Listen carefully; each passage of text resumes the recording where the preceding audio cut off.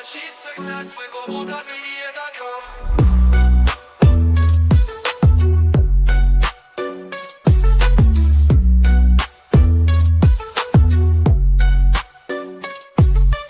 Every step forward is a new beat to your drum. Achieve success with Global.Media.com. Let's celebrate it with or without champagne. Here we are. Cool. I haven't done one of these in a long time. Toby Loba, welcome, my brother. Glad you're here. Your internet is doing what your internet does. Hopefully, it will connect. Of course, welcome, people. Welcome, my friends. Hopefully, my American family had a good Thanksgiving Day yesterday. Anyway, holiday's over, my friends. Back to work. Back to work. I'm sure many of you were working anyway. You know, some people are proper crazy about about Thanksgiving, right? Yeah, some people. No, Vanessa is in the studio, and Vanessa said to me, "Amy, respect my time and yours. Don't even, we don't do, we are doing family and Thanksgiving." I'm like, calm down, calm down, calm down. What? Only you celebrate Thanksgiving, we don't, right? So it's all right. But hopefully, we're all back. Tobaloba, how are you doing? I'm okay. I'm alive. Your lighting is Yeah. shocking. Shocking. Yeah. I say that sincerely. Vanessa, look, you need to turn on your microphone or your camera. Otherwise, I can't bring you up on stage. I can see you're here, of course, but it says device is not connected. So you need to turn either your sound or your camera on. Then I can bring you on stage. Of course, I'd love to hear your thoughts on our topic today for sure. Who's in the private chat? Who does private? Right. Okay. So now, top left, Vanessa. If you're on Chrome, next to the address at the top, at the top of your tab, I guess, your screen, there's two little cross opposing dots, and two cross opposing lines and dots. I suppose call it that, right? That controls your sound. See if you can say okay. Anyway, I don't tend to look in the private chat because you're here with me, right? Who's here? Oh, my friends are here. The link is not working. Which link? It's worked for Tobiloba. It's worked for Vanessa. Alexis, which link? The StreamYard link? I'll send that to you, Alexis, in a second. Mr. Josh, how you doing? So happy Thanksgiving to you and yours, my friend. Glad to see you. Happy life is on the up, my friend. Glad you're here. Victoria, yay! Yeah, Victoria is my new friend. And if you haven't met, of course, I'm sure you haven't met Victoria yet, but you will do soon. If I have anything to do with it, she's a true superstar. Stepford wife to, I guess, global superstar, so a hero. That's what she is really. You get to meet her. Of course, she's an author, which is an amazing book. And she's on a mission to create a sanctuary, healing center. I call it sanctuary. It's a healing center for people who experience traumas that we all know, right? Traumas from, I guess, narcissism to its mental health and every other type of trauma you can imagine. Well, she survived. Yeah, Vanessa. Hi. Vanessa, you made it. How are you? How are you doing? Grateful. Yes, well, I guess in line with Thanksgiving, not surprised, right? Yes, I am more than grateful than everybody else in the world because I was living like homeless for 2 months. So I know how they feel now. Yeah, even homeless or living with homeless people for 2 months. Let me just say they kind of invited me, but I said no. I'm gonna go to the airport. So I stayed at the airport for a lot of days, and I knew how to avoid attention because I wasn't supposed to, because there's a Yeah, thing called trespassing. So I yeah. knew. Let me just say I did not know I am actually have street smart. Hmm. I love the airport. So you can't spend a lot of time in the airport. I did recently, right?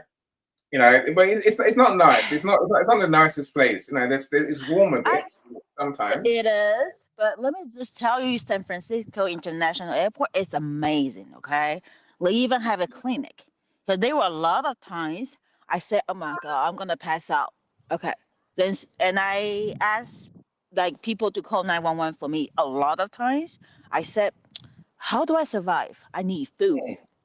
I kind of need a few hours of sleep. I need water. So how do I do at the airport?" Right. I asked people to call 911. And I think I was abusing public resources in a way, but I had to survive. Of course, of course. Yeah, So and I no, walk so into the what's yeah. what's the plan? How are you gonna get yourself back to a Oh, stable place?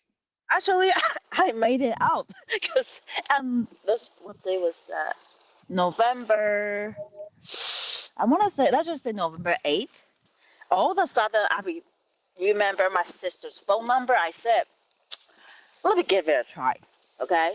Then I said, I'm not sure if she's gonna pick up the phone because she normally does not pick up the phone. I said, God, please let her pick up the phone because I think I'm done being homeless. Because Mm. I actually traveled to Yosemite Park, Half Moon Bay, San Francisco, San Mateo, City of Marseille. I was everywhere, and I had this plan. I was going to visit my new LinkedIn connection. Well, my LinkedIn connection, my mentor, my idol in a way. His name is Newton Chang, and he's with Google. But I didn't make it because by the time I was going to go, I lost everything. Yeah, so I'm very grateful. Let's put it that way. I'm very, very, very, very super grateful. No, I mean, no, I'm glad you came on today. I mean, it's a lesson for all of us, right? We think life is hard. What am I going to be grateful for? It is hard, So, especially in California, because I don't understand why people are so scared of calling 911 for me. They do not want to get in trouble. And they mm, are cold blooded. I mean, okay, most of them. And that was told because it's really hard to survive in California and there are so many scammers. I said, I just told you I have a daughter who might be committed suicide the third time. Please help. So I even called 911 and I was told by the dispatcher, May, we cannot help you. I said, oh my gosh. I was unbelievable. And the other thing I did was I walked into a Apple store and I logged into YouTube and I found the interview between Gavin Newsom, who is the governor of California, and someone else was interviewing him. And I left the comment there. I said, I need help. This is what I experienced. And no one reached out to me. Of course, because I was everywhere. Anyway, so yep, very grateful. And I started helping homeless people like yesterday, that's actually, amazing. or the day That's before. that's amazing. Because I found two in the uptown area of Charlotte, North Carolina. And I said, how can I help them with the amount of money I have? Because I haven't worked for a while, and people kept asking me how I survived. So I said, well, you just don't put all the eggs in one basket, okay? Then anyway, fast forward. Anyway, I started talking with, well, chatting, having the most intelligent conversation with one of the homeless people, and he was a truck driver. Anyway, we talked for about I don't know 30 minutes to 1 hour. And finally, I said, I'm going to give you something nice to let you stay. Well, basically, I booked a room for 2 nights. So I did it for him. I said, I know how you feel now. I'm gonna help you. Mm. So, yep, I did that. But I said, oh my gosh, I need to start making money, or I'm gonna lose all the money. Yeah, yeah. I think we will need money, right? We will need money. Yes. Yeah. So I kept telling people I don't like money. Money is not important. So, but I'm like, Well, in order for me to help more people, because I actually want to start my own nonprofit to help the Mm, homeless, because they are the only group who helped me so much without asking me any questions. Because there were times I fell asleep on the BART. They call it BART, but it's actually Subway. Then this guy was so. I mean, I think he was really concerned about me. I'm not sure what I did, but I fell asleep, and he was trying to wake me up. And he said, "Here, this is the bag of beef jerky. Have it." And I was so grateful because I did mm. not have 50 cents to purchase a freaking banana. I'm sorry, excuse my French, but No, it's yes. fine. It's fine. We're all adults here, so you speak the way you speak, my friend.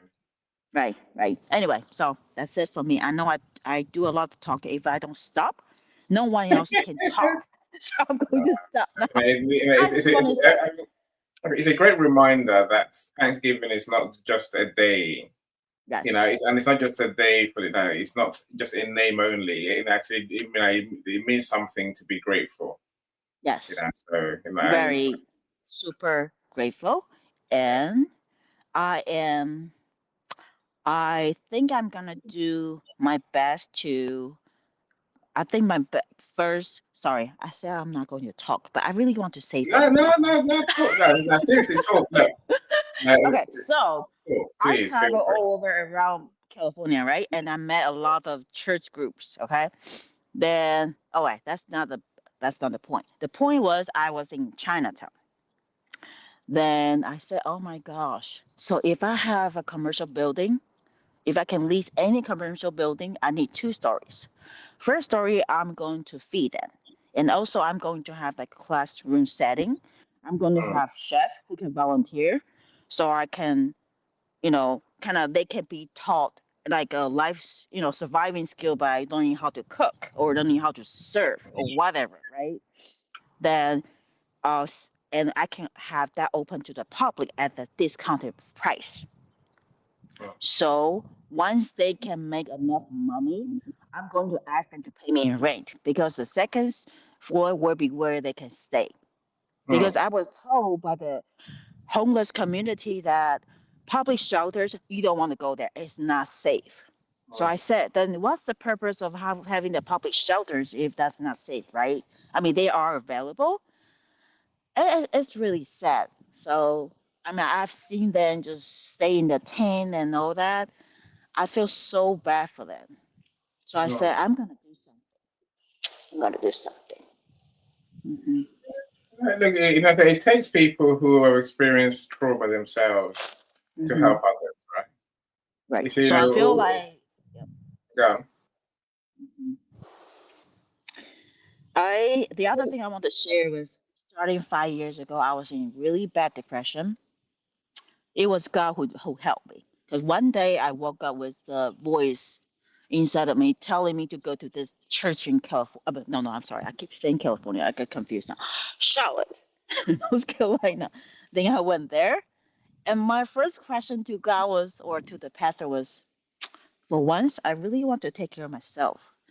Because I've been taking care of everybody in my life, in my family. Started when I was 10 years old. I said, I'm so tired. I'm so tired. Then I forgot what the pastor told me. But this time, on the morning of uh, September 13th, this time, the voice was telling me to go to California. So I was in a hurry. I bought a one-way ticket. I was so in a hurry because I threw everything in the carry-on. I didn't know what's in it, but I threw everything in there. I did not know why I was so, I don't know. Like, I'm not sure where that got that from. Maybe it's because 5 years ago I vowed to God, I said, I'm going to use what you gifted me because I'm so blessed by you. I'm going to help all mankind. So for me, this time it was more like a test to see Mm. how much I can do if I'm ready to help human beings. Yeah. So I get well. The first week was rainbow unicorns and all that. Second week, that was when everything started. So it was supposed to be a 1 week trip. Mm, Then mm, I disappeared for 2 months. mm. Anyway, Enough talking. Thank you very much. No, no. Look, like I say, like, it's sobering to think that we all have problems now, but today, again, tonight, you're a lesson to all of us to genuinely stop for a second and be grateful for all we have. And truly mean it. It's not just I'm grateful and then move on. It's truly, it's in your heart. I can hear that for sure, right? Yes. Look, Yes. so I'll connect you with some of my friends on here. I mean, Lexi. Sure. So Lexi is one that talk to for sure. Okay. So Okay. Lexi, she knows what you're talking about, and she's there to help people. So I mentioned Victoria as well. So Victoria Snodgrass. So I will connect you with Victoria as well. Okay. Because Thank you. she's on the same mission as you to help people who are homeless, people who have had it all and lost it all. So I think we're stronger together, right? When we collaborate, we Right. can help more people. So that's I'll connect you in a group chat with my Sure. friends, Thank you so much. Thank and you. they can help you. If you can work with them, then life is good, right? But thank you. It is beautiful. Yeah, well, this is a nice day where you are as well. Here is cold and damp. It is. Let me just say, I kind of miss my homeless life Hmm. in a way, because I didn't have to worry about who's calling me. Hmm. I didn't have to worry about any meetings. I didn't have to worry about who know me, because nobody knows me. Okay, nobody knows me. They will do now. So once you start helping people will know you, and they will know you for the right reasons as well, right? Yes. Thank you so much. You take Thank you. care. I'm very honored to be We'll here. talk Thank soon. you for inviting Thank me. you so much. Take care. Take care. All right. Thank you. Bye bye. Where am I? I was going to do something else for a second. Okay, right. There's a noise. There's a noise behind someone. I don't know what it's Tobiloba. I can hear that. Okay, let me go back to welcoming people. So Josh says good morning from Colorado. Alexis, I just sent you the link to your DM. If you want to join us, please do. You know about the topic, so I'd love to hear your thoughts. And Josh says we all woke up alive. We're blessed. We are indeed, Josh. We all woke up. Otherwise, we won't be here. Mr. Omar, I see you. Welcome, welcome. My YouTube friends. Please do the right thing right now. Like today's video, comment, and say something. Say something about the video. That way we can reach more people. And of course, it helps my numbers as well. And if you haven't subscribed already, please subscribe to my channel. I hope you have. So I can see you. Is it Jay? I think Jay is one of them. Hopefully it's Jay. I don't know whether it's Jay or Jay. So thank you for being here. So Mr. William, we're glad you're here as well. Thank you so much. I was on your show. I was watching your show last night on replay. And I'm fascinated. I see all your conversations are always interesting, my friend. You keep doing you. So I'm glad you're here. Who got the mission? So Lexi says, even when we think we may have less than, we can still help others without needing anything in return. That's it. Vanessa said that true and evidence of true compassion and unconditional love. So life has a way of doing funny things, right? Life had a way of throwing Vanessa up on our screen today, showing us a message. So Sharon, how are you doing? Good to see you. Thank you so much. And yes, you do have to get to know Victoria. You get to know her in time, right? So and hopefully I can connect her with Vanessa and anyone else who's looking for support. That's a mission that she's on for sure. Okay. Start research. Let's come back to our topic today: market research. There's a truth, my friend. There's a truth in the world. Many of us, let me meet you. You got kind of noise in your background, right? April, of course, I see you. Welcome.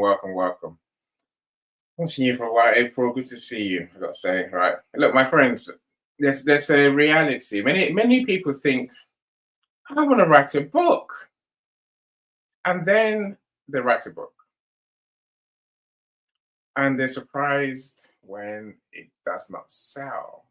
No, our reality is that many authors, most authors, most people you know written a book are lucky to sell more than 50 copies. So the Hope it's dreams. not. No, okay, no, you quieting down a bit in the background now. So now, so people, authors' dreams to make money from their book, even though it also to impact people. Essentially, for people to read their books dies before the book's even written, right? I'll extend that to say I see many authors who start writing a book excitedly, and then as they get towards the end, I was like, maybe they want to get towards the middle, they suddenly realize no one's going to read this book. No one wants to read this book. There's no market for it. And I literally watch as the energy, the motivation, the enthusiasm, the joy drains out of them. Those books never get finished. Because now, once you, unless you know that that people are going to want to read your book, you don't have the energy to finish it. Now, how do you know people want to read your book?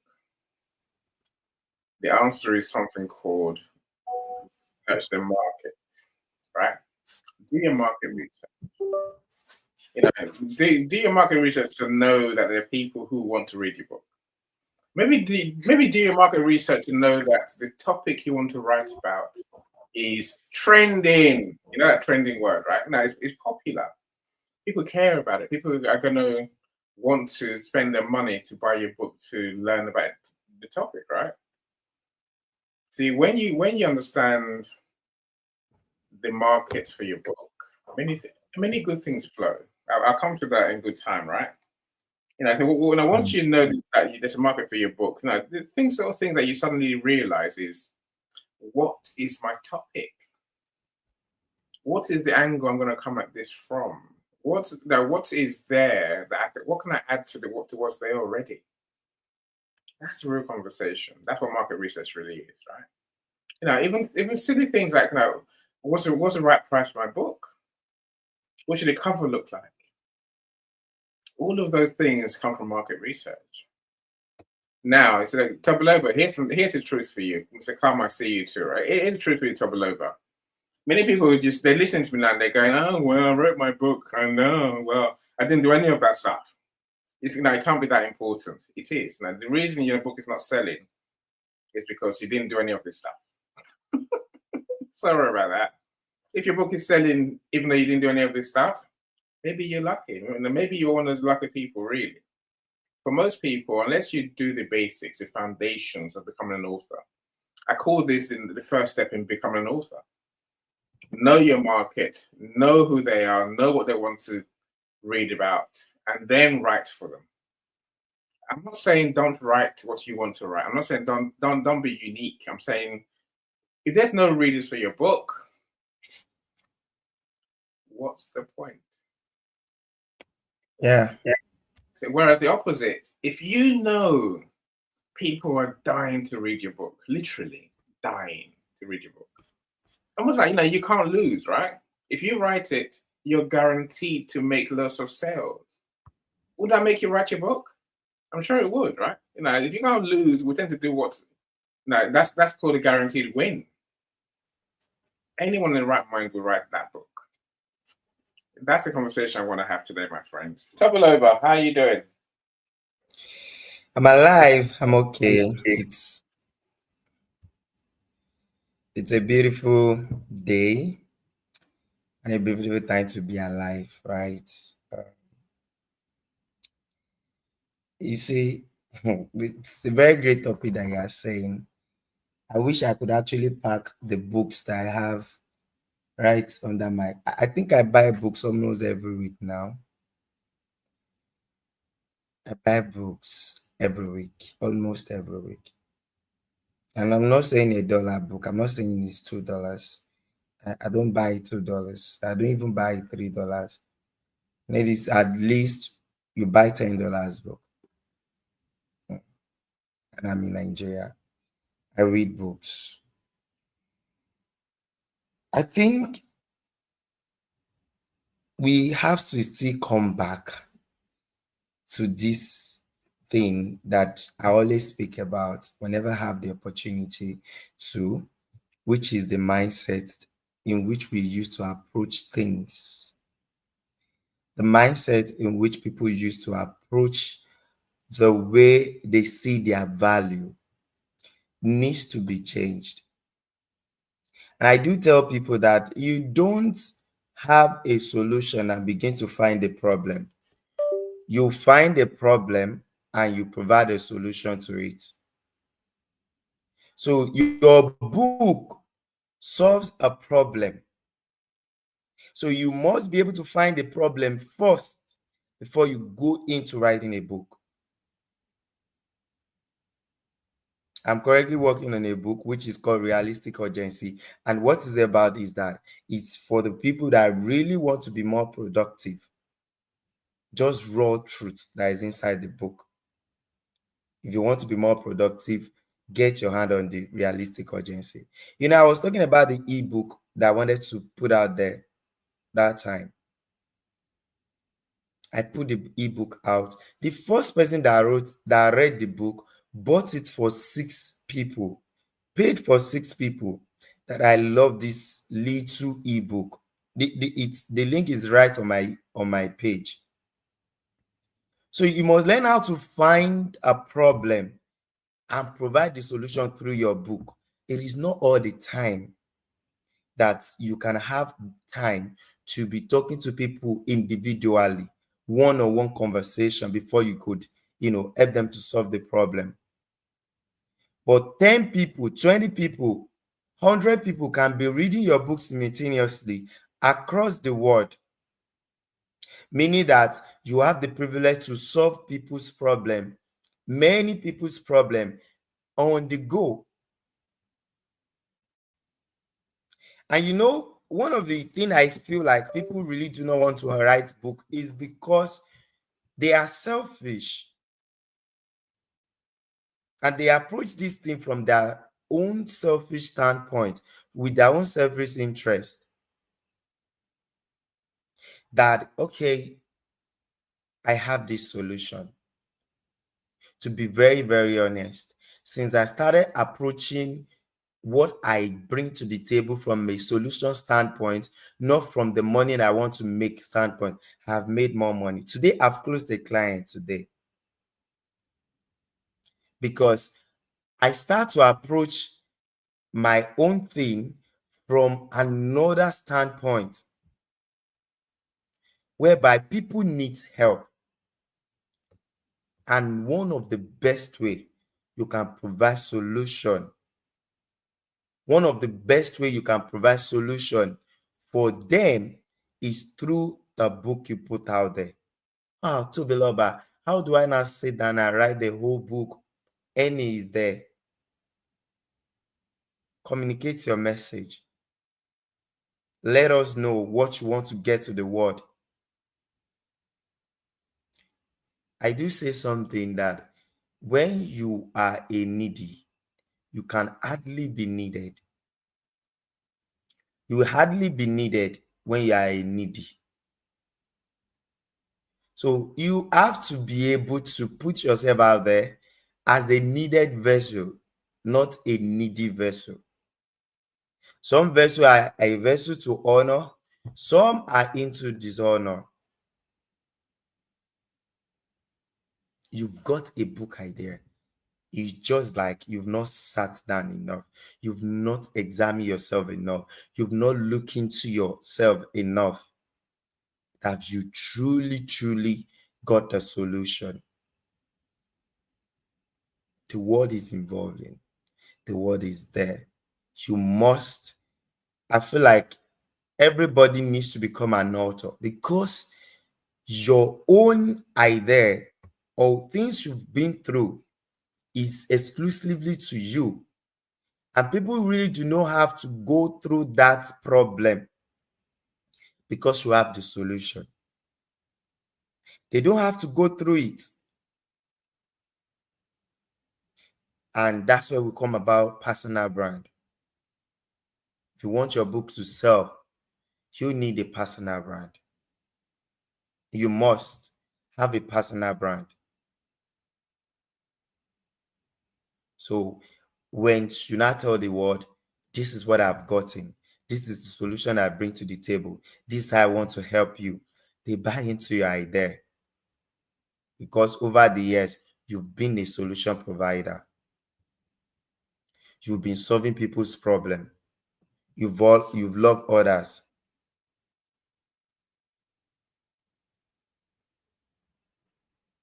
So you must have this at the back of your mind that I come here to solve people's problem, and I'm going to put it out. If I don't have the time, I'm going to put it out through my book. People are going to have a taste of the knowledge that I have to share with the world. And you start to approach life from I am needed. I close with this, that you don't be part of the problem. Be a problem solver. I tell you. I yield the mic.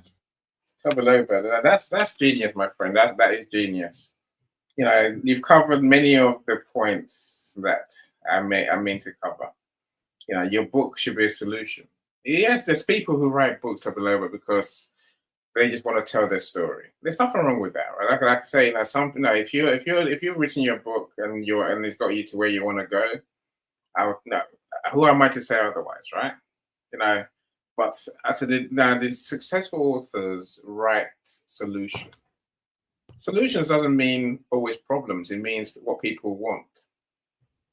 You know, sometimes people want entertainment. Sometimes people want education. Sometimes people want to learn a skill. Like, you know, sometimes they want to achieve something big, like that do marketing. You know, so but unless you know what people want, unless you know there are people who want what you're offering, the chance of your book going big is very little. I say again, most people sell less than 50 copies of their book in their life. Don't be that person, right? You know, if you did say, but it comes back to many of the things you're saying, Tobaloba. You know, we have to know what our potential readers want. What is the issues? What are they looking for? What are they looking for from our book? It's a more specific question. You know, and then you mentioned the importance of realizing that we're competing against other books. Readers there's only a certain number of readers on Amazon. Yes, there's millions of them. There's only a certain number who may read your book. But you know, we're competing against thousands of books potentially that they could buy. You know, so that makes me think about what I said earlier, which is, why would I buy your book as opposed to that other book or that other book? Yeah, what are you adding to the conversation, to humanity? Now, yes, now again, we all have a unique thing that we can add to the world. That's our God-given gift. You and I talk about this all the time, Tobaloba, right? You know, but unless you know that readers want that God-given gift that you have, it's very hard to write a book and finish it. Very hard to write a book, finish, and market it. It's really hard.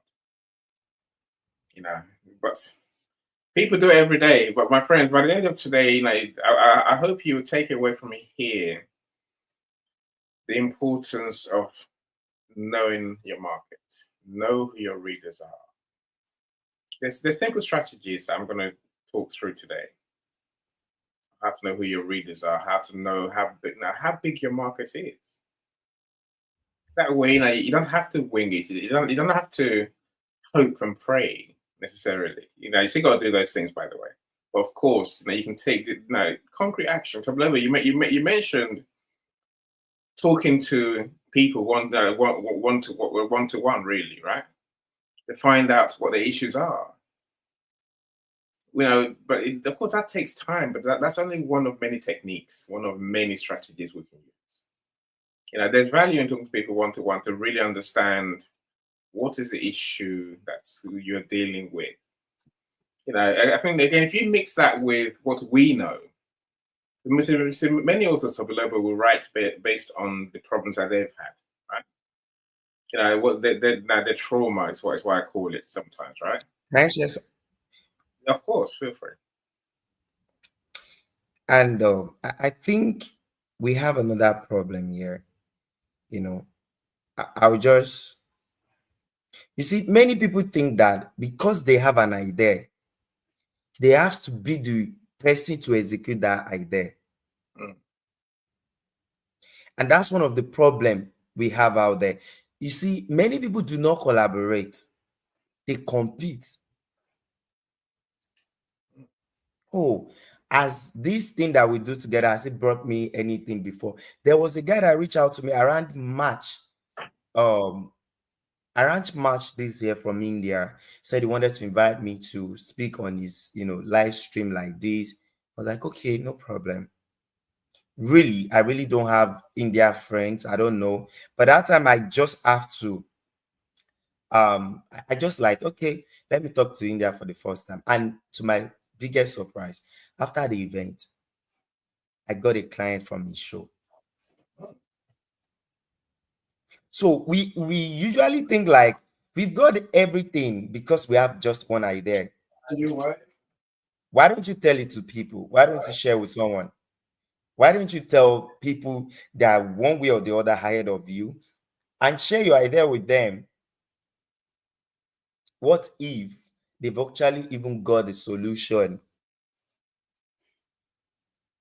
What if they've got the solution to your problem first? They can kick you up, they can make you to achieve what you need to achieve over time. All of the client that is coming my way, I tell them that if you can't work for 3 months, don't expect anything from me. So if you are signing a 3 month, because I've now come to realization that it's not about the money you actually give to me these days, it's about the solution we are able to bring to the table. Mm. So you must Yeah. understand that when you are working with people, when you are putting a solution out there, you are not for everybody. You've heard me say this all the time that even if you are selling long life and prosperity, it's not everybody that will buy from you. That is why your message has to be very, very specific. I don't talk to some people because we are not in the same niche. I know what I have cannot be solution. Oh, does that mean that they are not good? They won't find other people? No. Other people are out there that can give them solution to their problem. So I want to really, really encourage us, wherever you're talking to us or you're listening to us from, that you have an idea doesn't mean you should be the one to execute it. You can tell it to people, collaborate with somebody. For sure. In No, for that sure. way, you could be able to get the best out of it. I can Yeah. see Mr. Stanley in the house. These are the people that will ride on their wings. We had nothing to actually really, really bring to the table, but they're just like, okay, we see little things in this boy. Come to the table, let's work together, let's do this thing. And that's why we are here. That's why I got to know you, Mr. Enning. I absolutely had nothing, not a whole lot of things to add to the table when we got started with all of this. But as time goes on, we learn. That's how I got to meet Angela Finch, who taught me about mindset. We collaborated. Give me what you have. Let me give you what I have. Let's join it together. Let's use to create something for the world. Yeah. It Yeah. doesn't have to be Yes. all about you all the time. Thank you so Yeah. much. No, thank you. Again, you're sharing gems, my friend. Don't stop now. Look, collaboration is key, says Vanessa. I agree with you. We have to, we have to win. We're basically we're gonna have win-win for everyone, right? That's where we create real genius. And so ongoing collaboration means that we can combine our knowledge, our experiences, our insights. I don't know everything. You don't know everything. Someone else can add something to what you know, right? Equals a better solution. See, I do have this lingering conversation in my head about where does collaboration meet personal responsibility. Now, Mm. really, where now? Because we have to be responsible ourselves for creating something, right? Yes, others can add to it, but genuinely, I do ask myself, where is that line? You know, but of course, collaboration doesn't mean that we abdicate our responsibilities to someone else, right? Take care, Vanessa. If you are you going? Are you going? You want to speak? Okay, I'll give you a second. Yes, I do. I Yeah, I'll do. give you a second. You can have the mic. So Stanley, I see you. Welcome, sir. Glad you're here. Mr. Power Thinking himself. To connect with him. Mini mindset modules is what Sir Stanley does. Welcome, sir. Vanessa, feel free. Feel free. Okay, I have something to say to that. I think as because I'm actually the influencer, um, everything. I anyway. So this is what I think. Okay, so as an influencer or as anyone in public saying anything, you are responsible for what you said. Meaning, if you say something, you better make sure it's true. If you want to, if you tell people that's what you think, that's the right thing, you better make sure that's right. So I think we are responsible. So be cautious about what you said. Think before you speak. Right. So my thing Exactly. is, make sure you get all the facts checked before you start spreading that message or telling people that's good or not. Use Yeah. facts. Use facts. Yes. Logic. Yes. Again, I mentioned what's trending when I started Mm-hmm. talking today, right? It's like you can Hmm. write your book, for example, based on what's trending. What's in the news, what is the latest scandal. Right. Do people want to read about that? Sometimes they do. But like you say, Vanessa, Hmm. make sure you add in something that's useful. Make sure you add in True. some truth, some knowledge. And value. Yes, Value added. based on facts. Based on Yes. what works. I was talking to someone. I'm not talking. I was listening to someone the other day. Hmm. They're here. They will know who they are.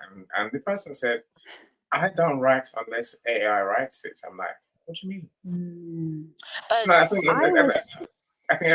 I put in the chat. I'm like, what does this say about your abilities and your expertise if you have nothing True. to add to anything? If all Right. you're doing is copying and pasting AI in your True. blogs Be- and your posts, I what are you mean, saying? I think we might. I think eventually we'll get like super dependent on AI.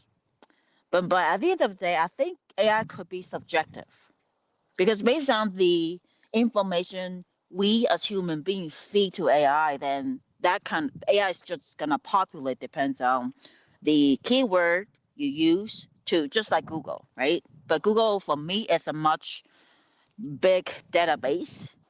So for me, AI can be subjective. Depends on the keyword, depends on where you are actually. For sure, Politics, for sure. demographics, and all that. For sure. And it depends which AI tool you use, as you're saying, right? Mm-hmm. True. So again, I Yes. see people writing their books with AI every day. Really, they're Mm-hmm. doing it amongst us, Right. my friends. Your friends are doing it. Mm-hmm. Don't be shocked to realize people are writing with AI. True. And And yeah, I I see mean, guilty as charged. I use AI because I love LinkedIn Premium, but we all use AI. We all use AI in different ways. We all do. I said true. there's nothing wrong with that. I think there's a difference between doing AI and using AI. I really think that. I think it's right.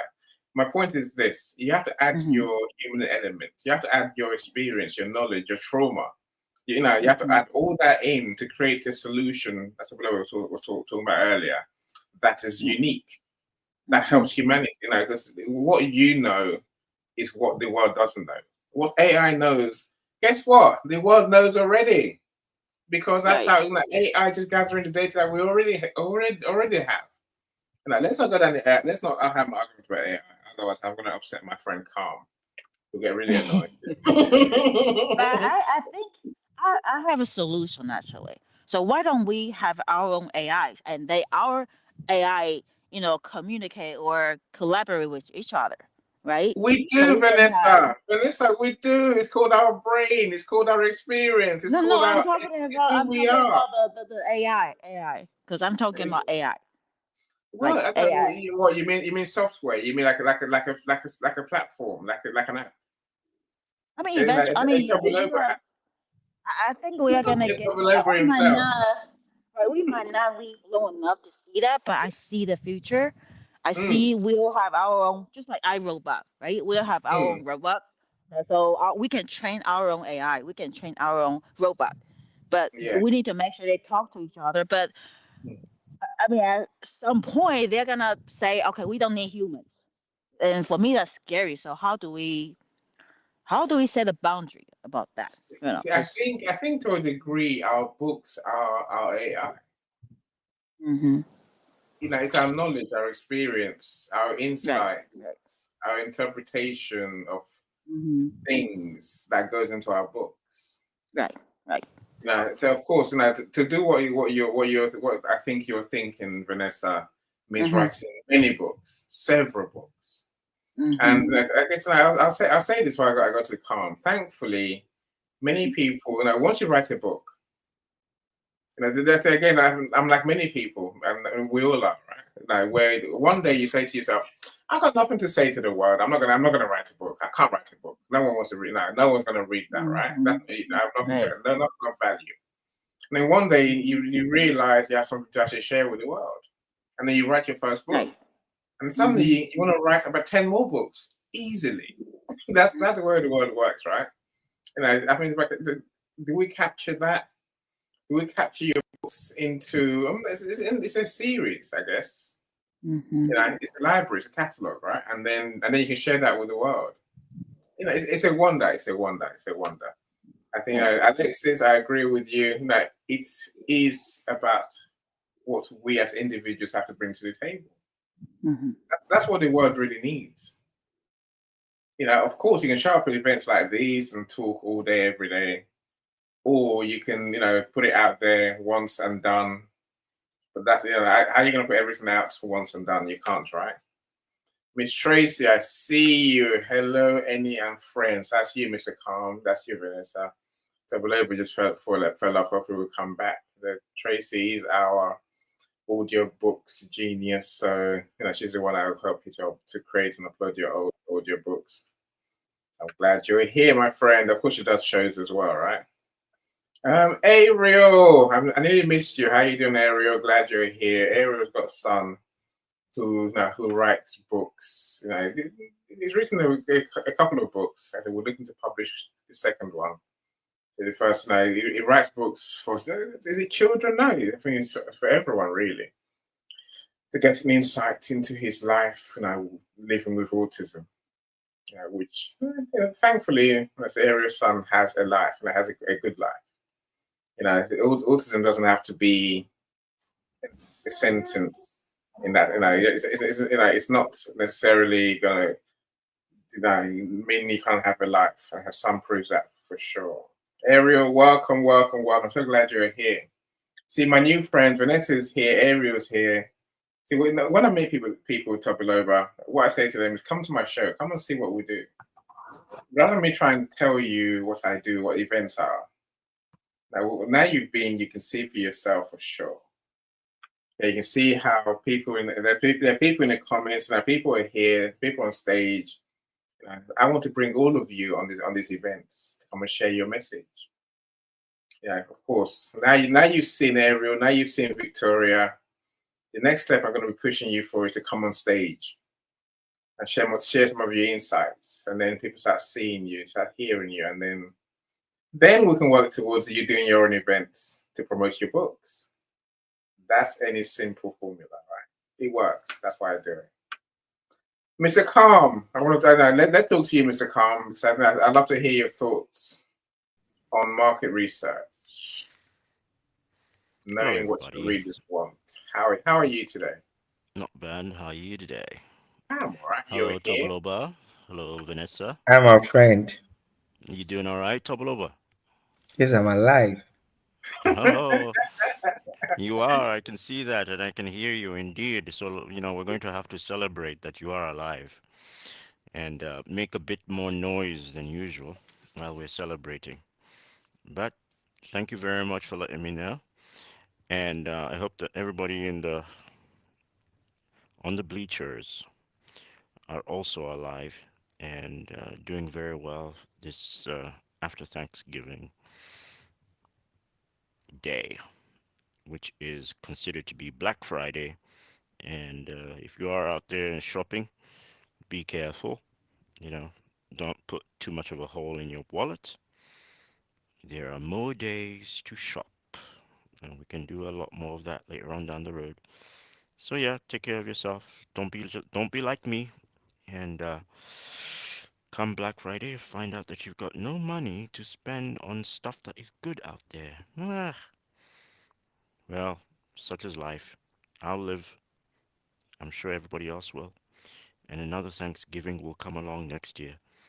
And that's when I'll partake, if I remember to not do that again. I guess I should write a book about that. But I do not know if it'll be in too much of a demand. I'll probably have to do some marketing in order to be able to find that out. Market research, right? That's what we're talking about. So, how big is your market? When I started writing my book, or what made me want to write something, I had something in mind that I was passionate about, and that was health. Health is a big thing to me, big thing for me. People, that is the most important thing in life. You got to be healthy if you're going to live a good life. Absolutely and utterly. But if you're unable to talk about your health problems, even giving that information to family members because you feel stigmatized or you feel society will stigmatize you and then your problems will expand or get bigger. And that's a huge issue. That's a big problem in itself. And it occurs in Africa more often than not. More often than not. We have a tendency of hiding our problems. We have a tendency of not talking about the ailments that we're going through. And yet, there's a probability that those particular ailments that you are going through that you do want to express and that are giving you a really hard time, and that's why you cannot perform or you cannot your day is just completely crappy, but you want to feel better, but you just simply cannot or do not want to talk about it to anyone. Eh, can't go through that. It's been 60 years since independence, and we're still unable to talk about these problems. We are traumatized about talking about these problems.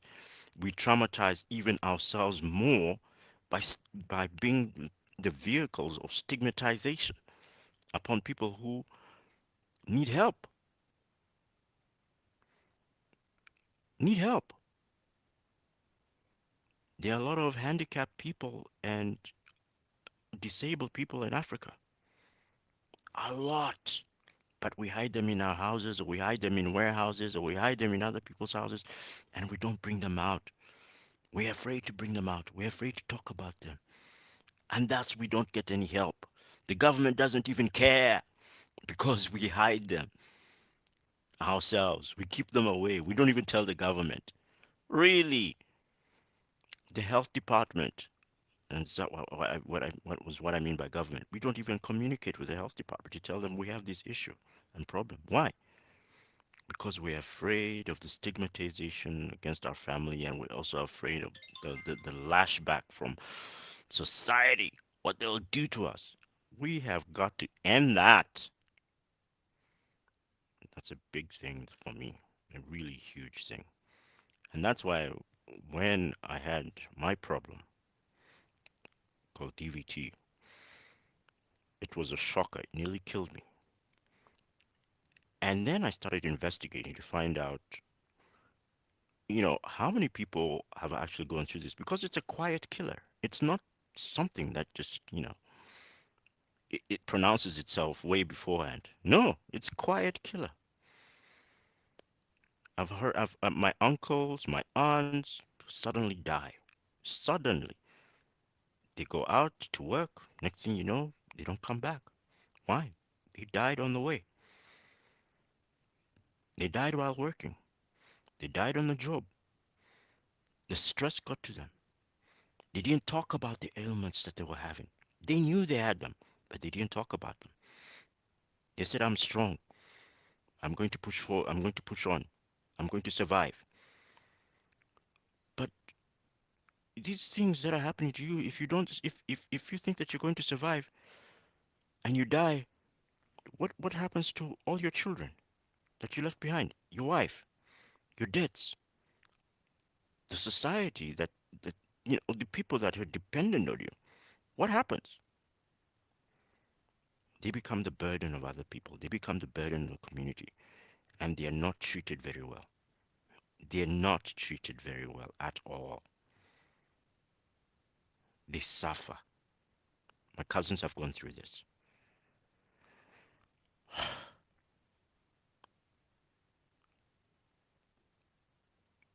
You do not need to tell me that I need to do that I need to write a book that will address this problem. Yes, I do. It's imperative that I do. It's imperative I put my ideas and thoughts and really scream instead of being quiet about this. Why should I be quiet? The book will tell all, and hopefully it will open some more mouths so that we can have a discussion in the community and bring solutions. And hopefully, out of those discussions, solutions just start popping up. Or there are solutions that actually exist and can be brought to the front, and therefore we create a better community or and universe. Because that's what books do. They provide solutions by introducing a problem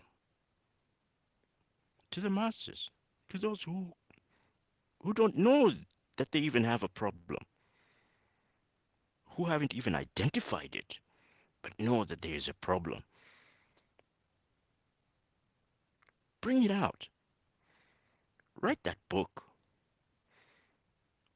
Put it in words that you can understand. Because the words that you understand are more than likely the same words that are going to be understood by the masses, by people who can relate, who can say, yes, I understand, because I've been through that. I've been through it. And it was painful. It was also extremely sad and lonely. And I'm tired of being lonely and sad. And this is not the world I wanted to live in. But I am in this, but I am here, in this situation. I need help. So you people, write your books. Help me out. Put them out there. I'm doing my book not because I want to get paid. No, it's because I want a better universe. I want to live in a better universe. At the end of the day, I want my children to be living in a better universe than I am. I'm at an age where AI, what I call augmenting intelligence, is available. I use AI to augment my words into succinct verses that are correctly popular in the editing world. Why? Because I would like to reduce the editor's work by providing a clean, easy to read draft that requires next to no editing, or maybe, a couple of edits, and then we are done. We have a book. The cost will be minimized as a result.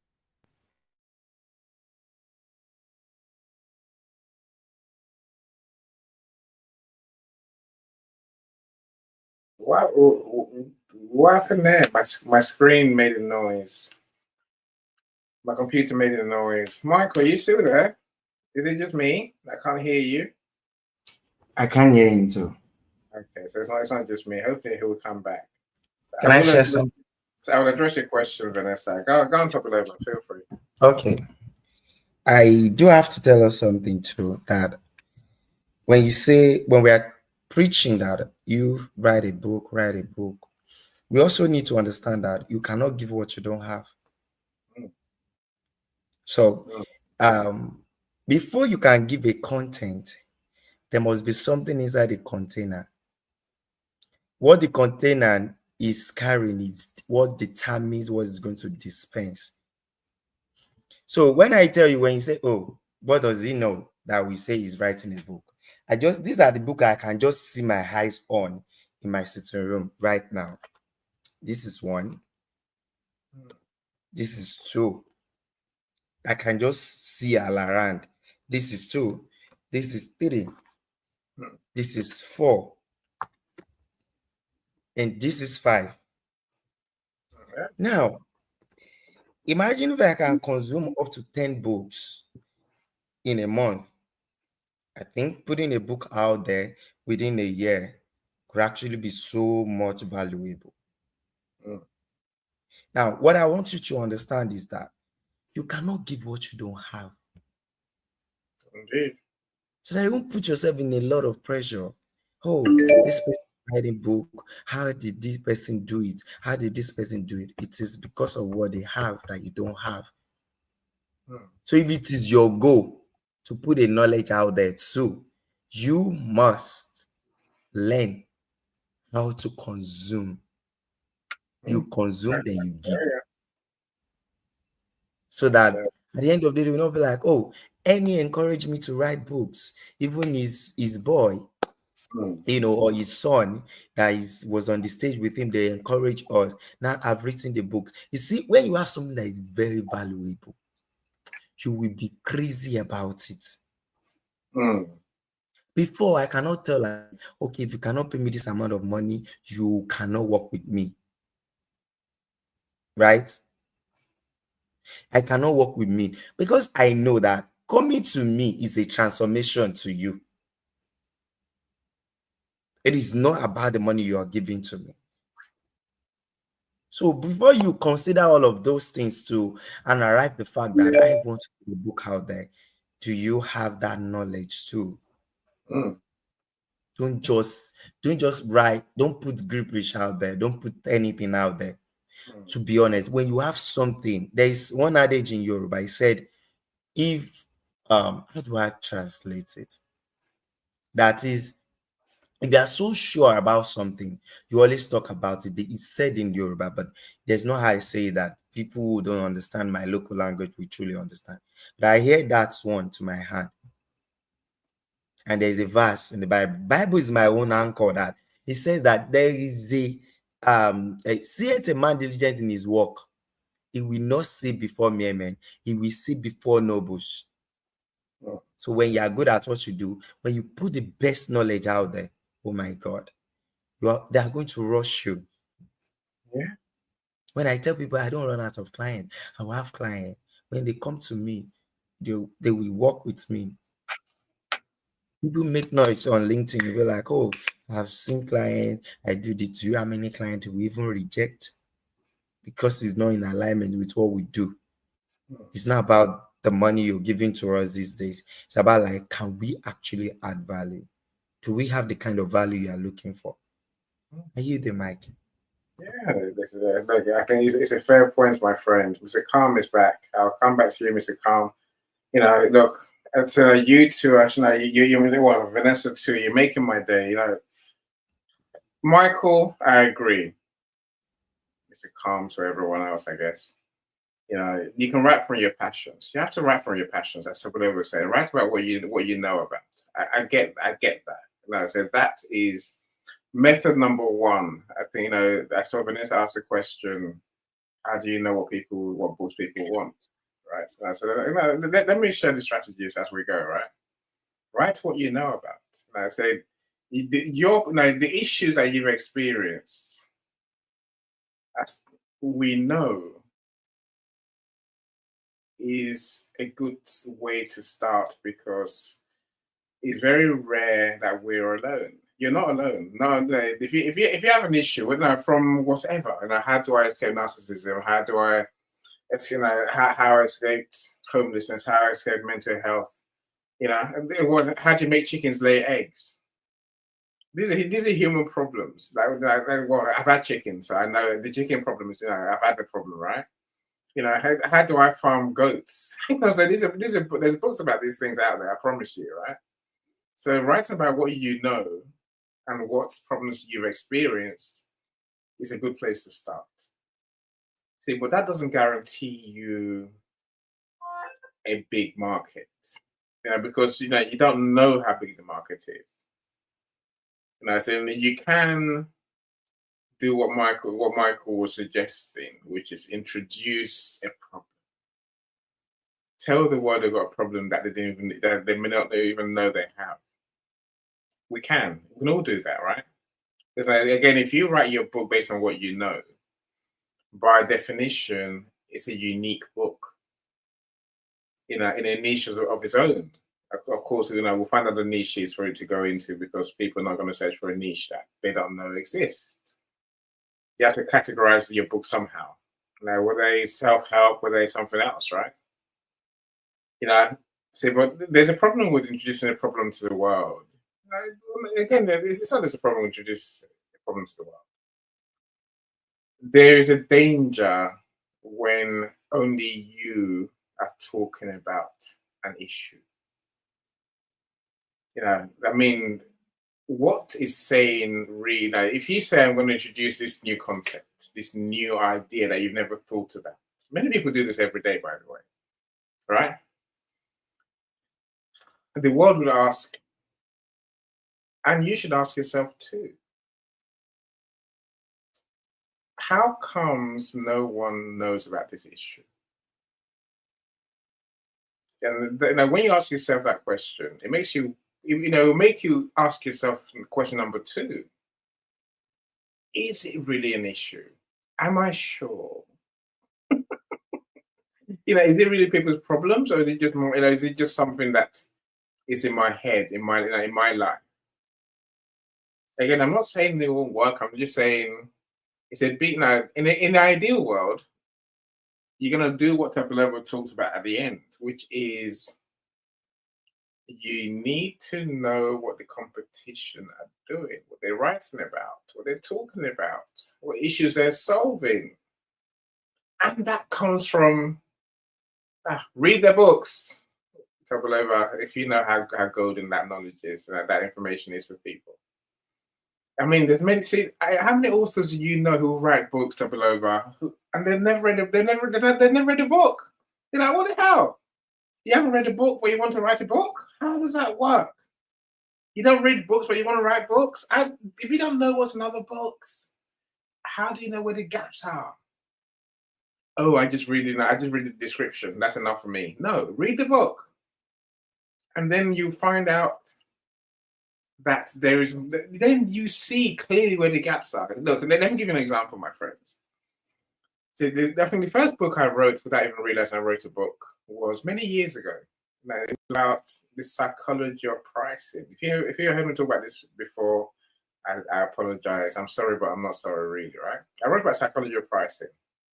So I wrote about how you create effective pricing strategies for your business, but that sort of work on people's psychology. What sort of things am I talking about? And I'm talking about pricing a lot more these days because I'm going to publish that book eventually, right? And so what I wrote about was things like charm pricing. They know that how everything ends in 99. Why is that? Have you noticed that's how companies price everything? Because it's psychological. It's a charm price. We could easily make it 98 or 97, and people think, wow, even more value. You're saving 1 cent, my friend, each time. The 1 cent less than 1,000. The 1 cent less than 100. Maybe 2, maybe 3, right? But if people fall for it. See, when I started rewriting this book recently, I thought, I bought 2 books of Global pricing. I read them both. I was like, oh, they all sound very the same. We talk about the same things. We talk about the pricing, talk about discounts. You know, we talk about making sure you recover your costs. We talk about profit margins and so on and so forth. Then it dawned on me the gap in the market is really the psychology, the mindset of pricing. And again, when you hear me talk about this book, I spoke about this on Queen Leah Garcia's show the other day, Wealthy Wednesday, I think she calls it. The psychology is our mindset's a problem. Our pricing is not the numbers. Our pricing is what we think, how we think, what we think about us, about our business, about the market, about our products, our services. So that's what I'm going to write about. That's what the gap is. No one's talking about that. They might talk about it. They talk about that's a side issue. Everyone else talks about the same old garbage about the numbers. I'm not saying it's not important, but it's the same old thing, right? So unless you read the books, you will not know where the gaps are. Yeah, Tobiloba, good on you, my friend. Keep reading the books. You keep finding more holes, more things to write about, right? That's how humanity really works. Look, I need to play some adverts. I need to play a couple of adverts, and I'm going to play my video for the day. Michael only comes from the video, for the videos, by the way. Because it saves me talking. People can tell you what I'm going to tell you anyway, right? So, now, looking at you, my friends, a couple of minutes, see what I mean, and then we'll come back to the conversation.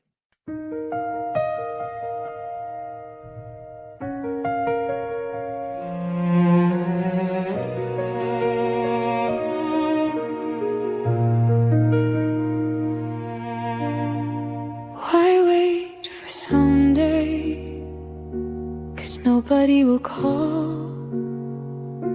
The words inside you could change it all.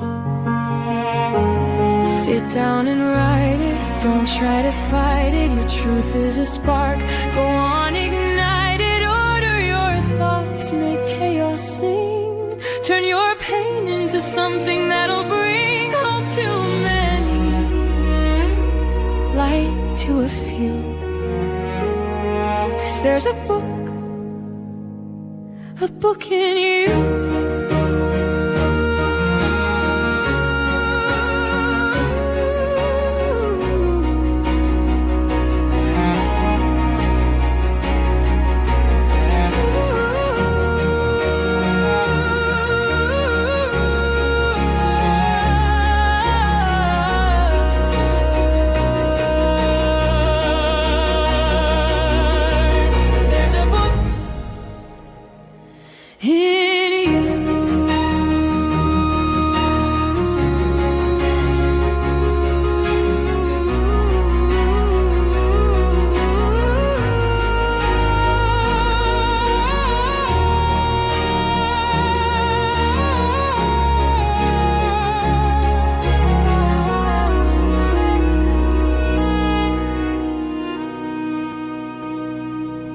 There's a book in you.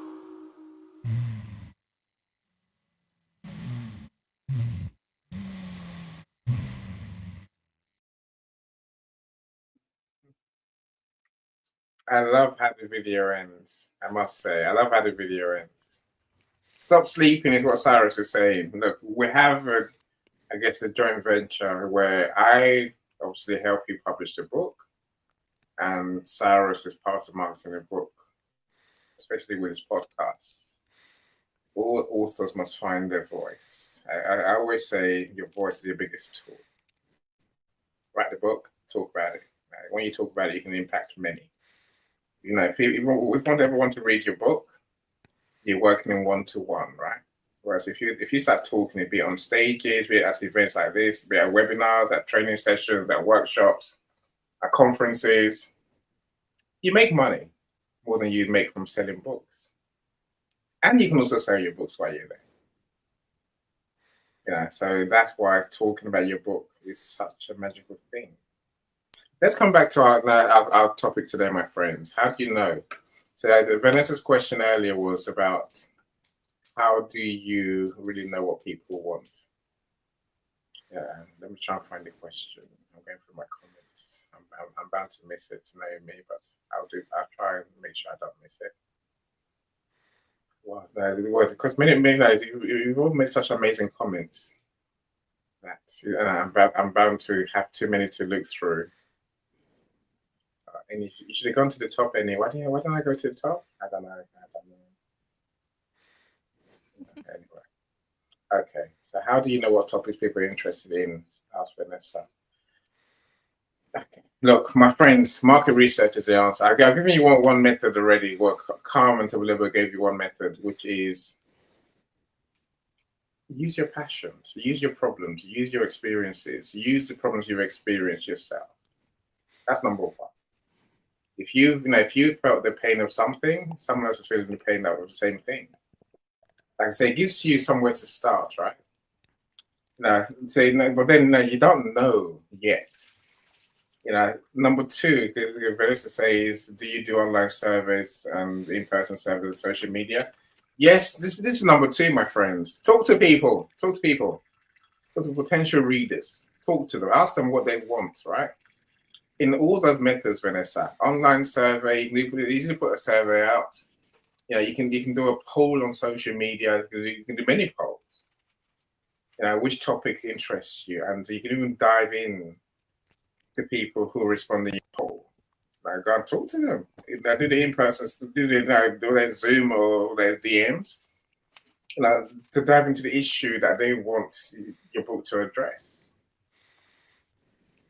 That I think there's nothing beats talking to real people. Then you really understand what people are thinking or what they're experiencing. That's number two. Look, my friends, Tobaloba mentioned number three, right? I think look at the competition is such a big way of doing it these days. There's a whole. You can do your market research on Amazon. You really can, in full. And I say, of course, doesn't involve talking to people, but you can do. People do market research on Amazon every day, and it's knowing how. I'll help you with. I'll tell you how. I'm probably going to do a whole room on how do you do market research on Amazon because I think it's such a big topic, right? It starts with finding the books in the niche that you want to talk about. Amazon has a bestseller list for every category. So all you have to do is do a search on Amazon, find the topic you want to talk about. Where will people be searching for it? Is it in mental health? Is it in self-help? Is it in marketing? Is it in business? Is it entrepreneurship? I'm saying find the category, right? And go and look at the books on there on Amazon. There's a tab on the left, 3 or 4 tabs down on every Amazon page, book page, right? And it will show you the bestsellers. All you simply have to do is be systematic how you look at those books on the list. Open each one, right? Open a new tab for each book that you see on the list. What's the title? Now, what does the description say the book tells you? I'm giving you a quick run through because as I said, I'm going to do a whole room, but I'll actually break these down. I'll show you how to do these things, right? Look, what's the title? What's the description? What's the focus? What's the problems that this book aims to solve? See, once you know that, then now you have a start, right? And then this is the killer for Amazon. This is the gem that no one else can give you. Look at the reviews for the book. Those reviews, my friends, they tell you so much. People have read the books, right? See what now. So just draw up a table for each book. Draw up a table, pros and cons. Reviews will tell you what's good about the book. I love the style it's written, and I love this. I love that. I love that. I love that. Right? And then what do they say is missing? I wish the book has said more about this. I wish the book could have. Are you with me? This is how you know where the gaps are. What the book is missing, what the books on there are missing, is what you want to write about. So I've given you 3 or 4 methods so far. So I'm sure there's one more that I do want to that I'll come back and talk about as well. Yeah, my friends, no, do your market research. So nothing beats knowing what people want to read about. When you know, it takes out all the worries, and it gives you direction. It gives you something that you can work on with confidence. And I say again, if you know you can't lose, did you write that book? Only a fool would not write that book, right? And if I knew I couldn't win, I couldn't lose, I'd write the book. Of course I would. Is it about making money? Yeah, partly, but it's more about helping people. As we talked about Tobiloba, as you mentioned more than once Tobiloba, right? We want to write a book that if you know it's going to help people, we'll write that book. The money will come, guaranteed. Whether it comes through book sales, whether it comes through events you're invited to speak at, it's all of that, right? Mr. Tamrat, I haven't seen you for a while, my friend. Glad you're here. Michael, I know that you're a genius. You speak, is that Chinese? Yeah, I think that looks like Chinese, right? I don't know. I can't even begin to pronounce your name, my friend. If you put it in the chat in the English version, that would be really appreciative. Yeah, so thank you for being here, though. Tracy, how to know? Ask the audience. Yes, Tracy. A lot of people are scared to do that, Tracy. I don't know. It's not. I don't know what the fear is. Maybe they're afraid that they're going to go down the line, the rabbit hole that they're not knowledgeable about. That's probably what we were saying earlier, right? Yeah. But literally, asking people is your best tool. Tracy says, "I like sci-fi." Whereas I think Vanessa says, she's into crime-related ones. So am I, Vanessa. And I say I love crime programs, crime books, crime content because many of them I don't know what's going to happen. I don't know who done it. And I say I love the who done it stuff. I can't read fantasy books. I can't read fiction books because I can work out who done it before I even open the book, and that destroys everything for me. I don't want, and I want to watch and be amazed at the end. What's going to happen? Once I know what's going to happen to it in a program on TV or a film, I stop watching. That's why I don't watch films. The heroes never die. Have you noticed? I wonder. I wonder. Alavine, welcome. You see, you need to know what people want and need need by paying attention to them. There's nothing beats talking to people in real life. Really not. Yeah, I suppose now maybe now here's the question. Here's a problem I see many people have when it comes to deciding who to write for, let alone what to write for them. Problem number one: do you know who you're writing for? Do you know the readers that you're hoping will read your book? Do you know who like gender, location, industry, lifestyle, income level, interests, where they hang out? I'm saying these are things that we should know about our readers, right? Do you really know that about your readers? I fear for many people the answer is no. I haven't got a clue. Many write and hope that someone's going to read the book. It help you to know who you're writing for. If you don't know who you're writing for, how do you know what to write? Oh, I'll just write what I know. Yes, okay, fine. If your book sells, you've got lucky. If your book doesn't sell, you have lost it. The inevitable has happened. Mr. Calm, talk to me. Of course, I always love your patience. Mr. Well, Cyrus, this is.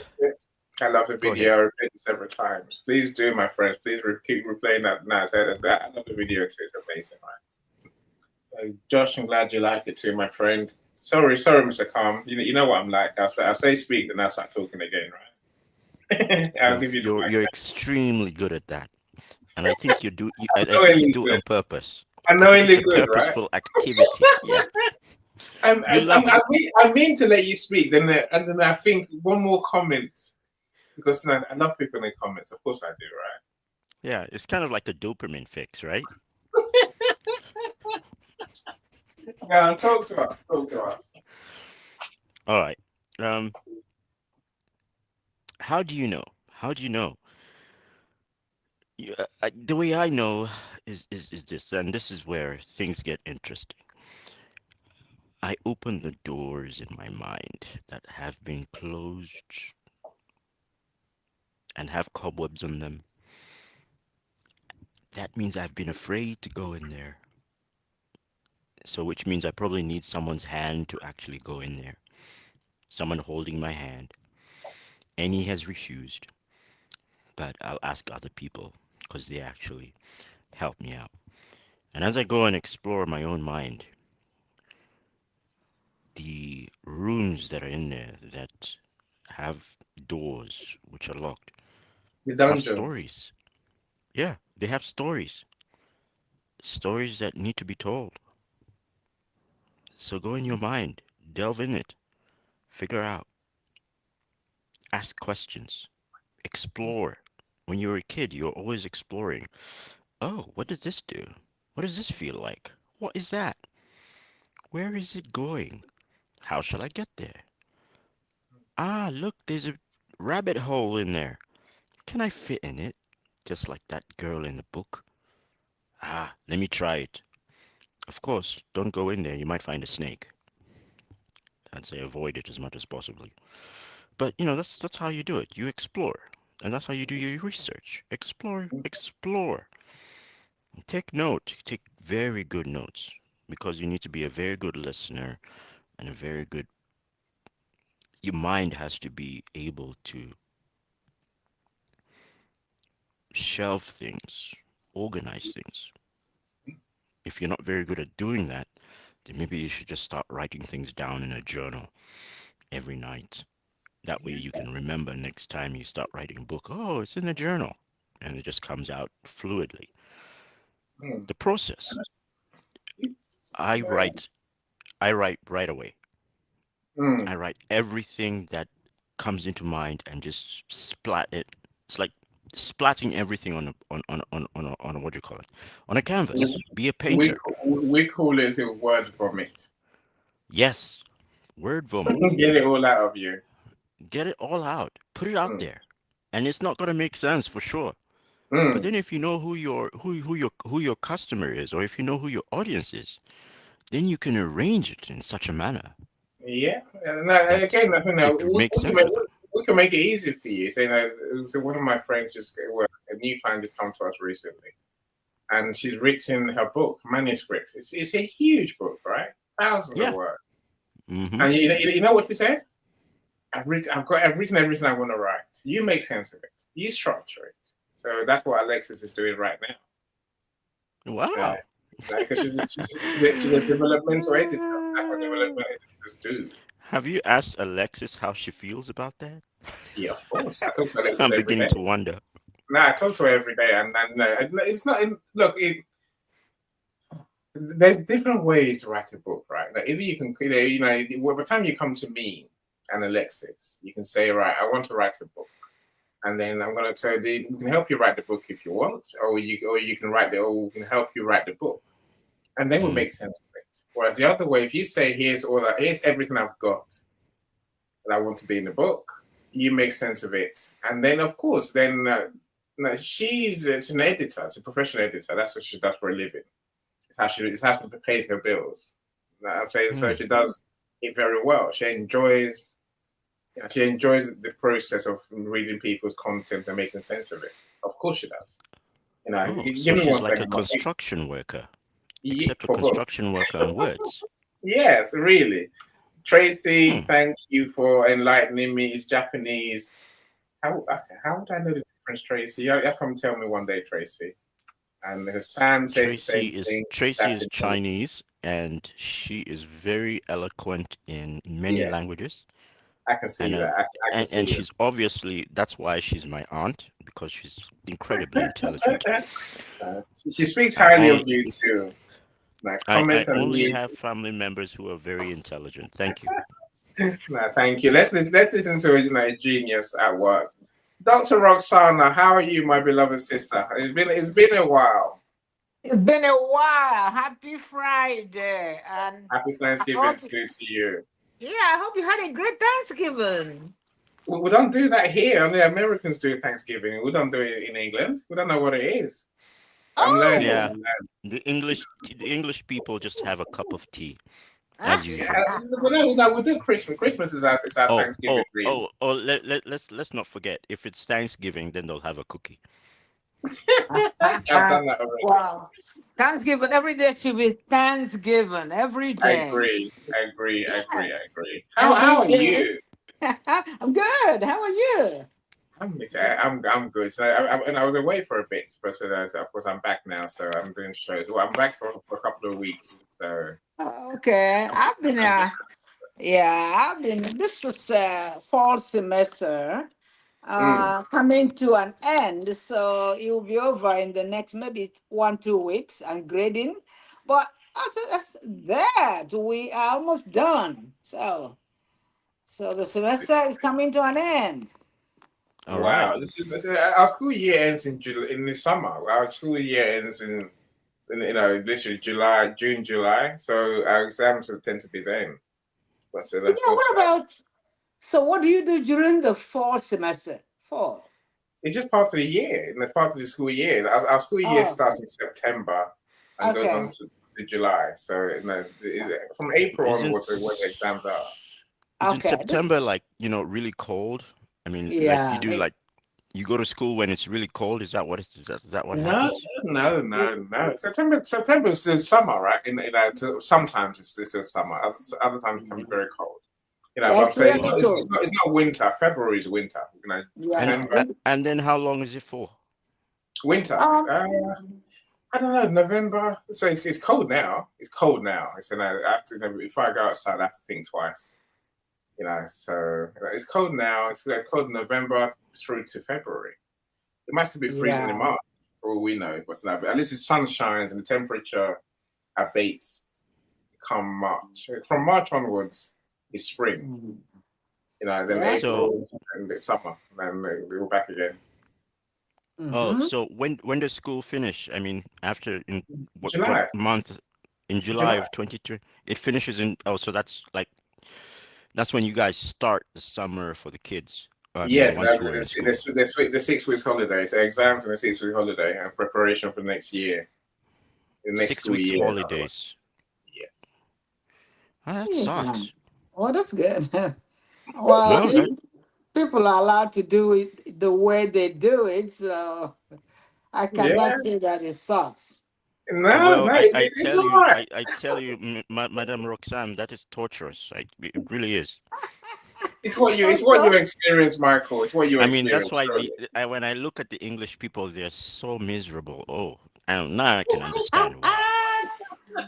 Oh my goodness. Yeah, Dr. Roxana, talk to us. In the course, you've written several books that were After published. Several international best-selling books. after Dr. Yeah. Roxana Usually talks, on money. then I'll follow up with a couple of things, because there's one in particular that I've got to ask Annie Okay, that's really bothering my mind. write it down so you don't forget. No, So, no, I've already written it Dr. down. Roxana, It's already been how, written down. how do you know what people want to read? I didn't know there's readers for your books, Dr. Roxana. Yeah, how do you know what people want to read? Good question. I think before you write your book, you have to research. You have to research and find what people need. I believe you don't just start writing a book because you want to write a book. You want to write a book that people will buy. That you have to have an audience that need the book. For example, if you want to write a book, you can go to Google and research the kind of book you want to write.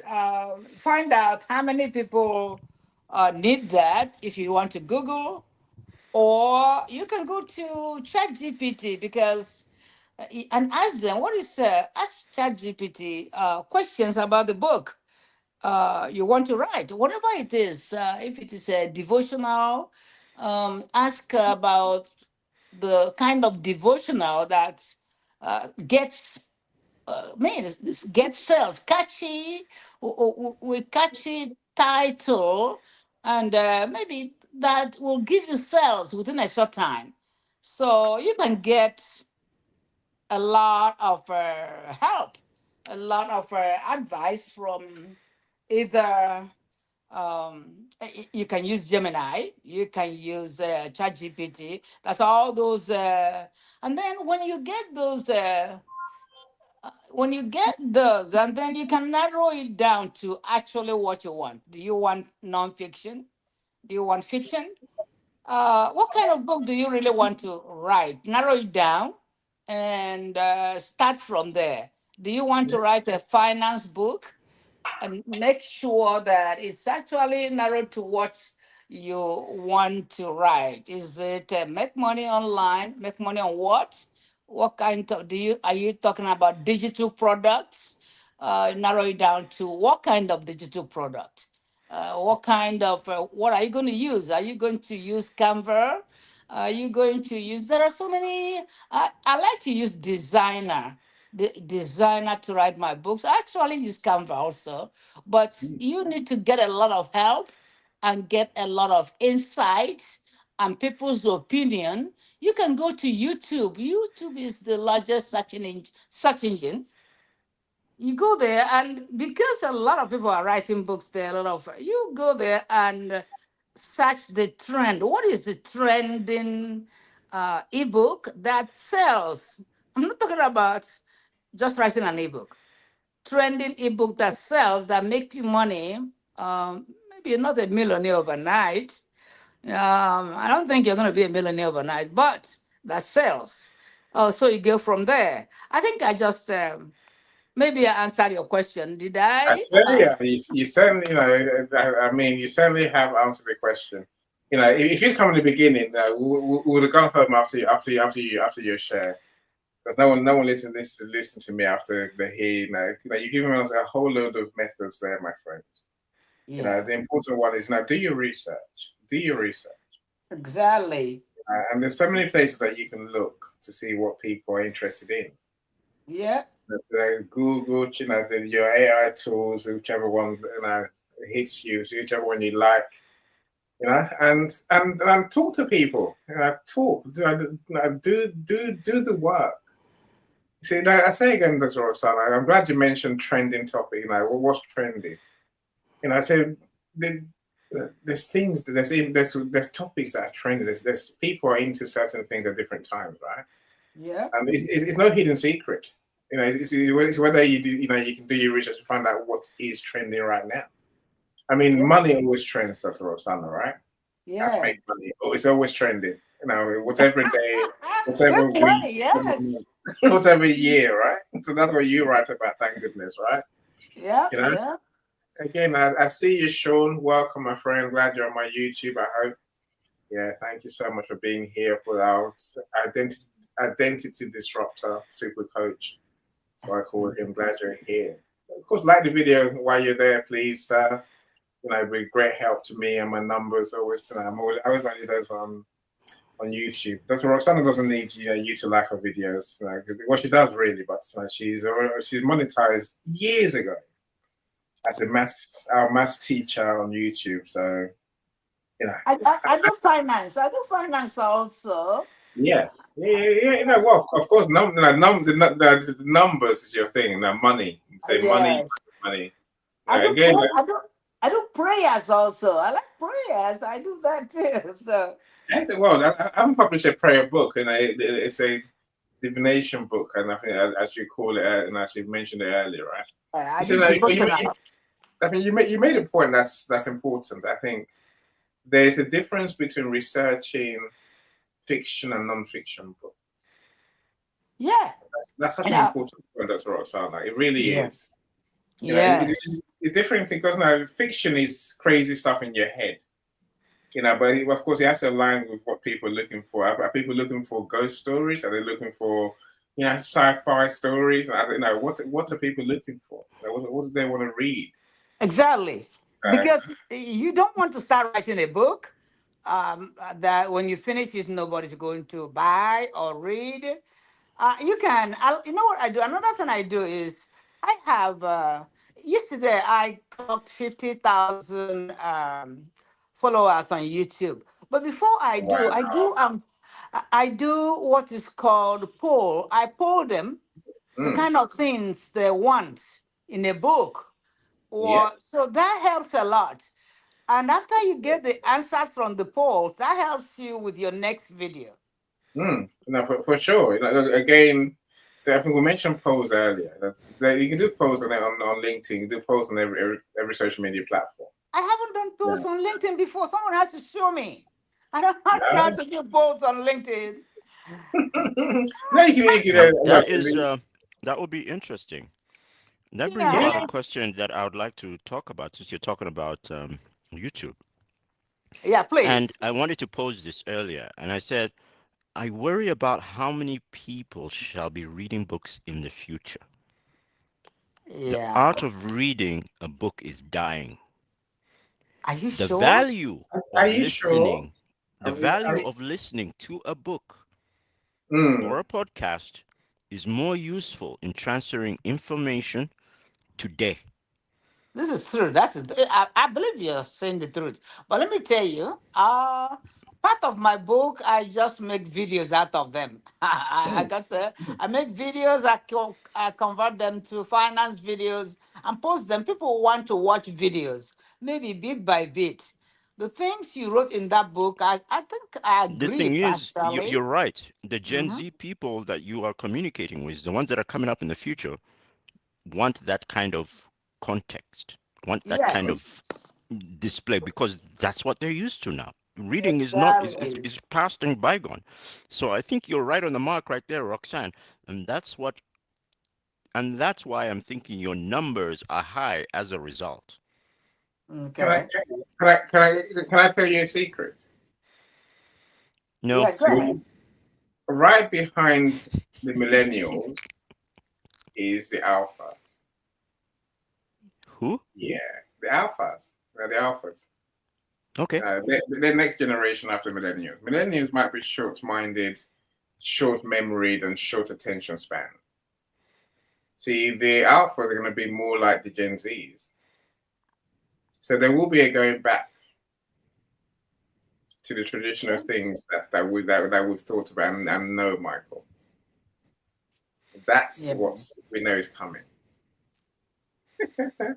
I'll leave Yeah. you with that. That's interesting. It's a right argument to pose.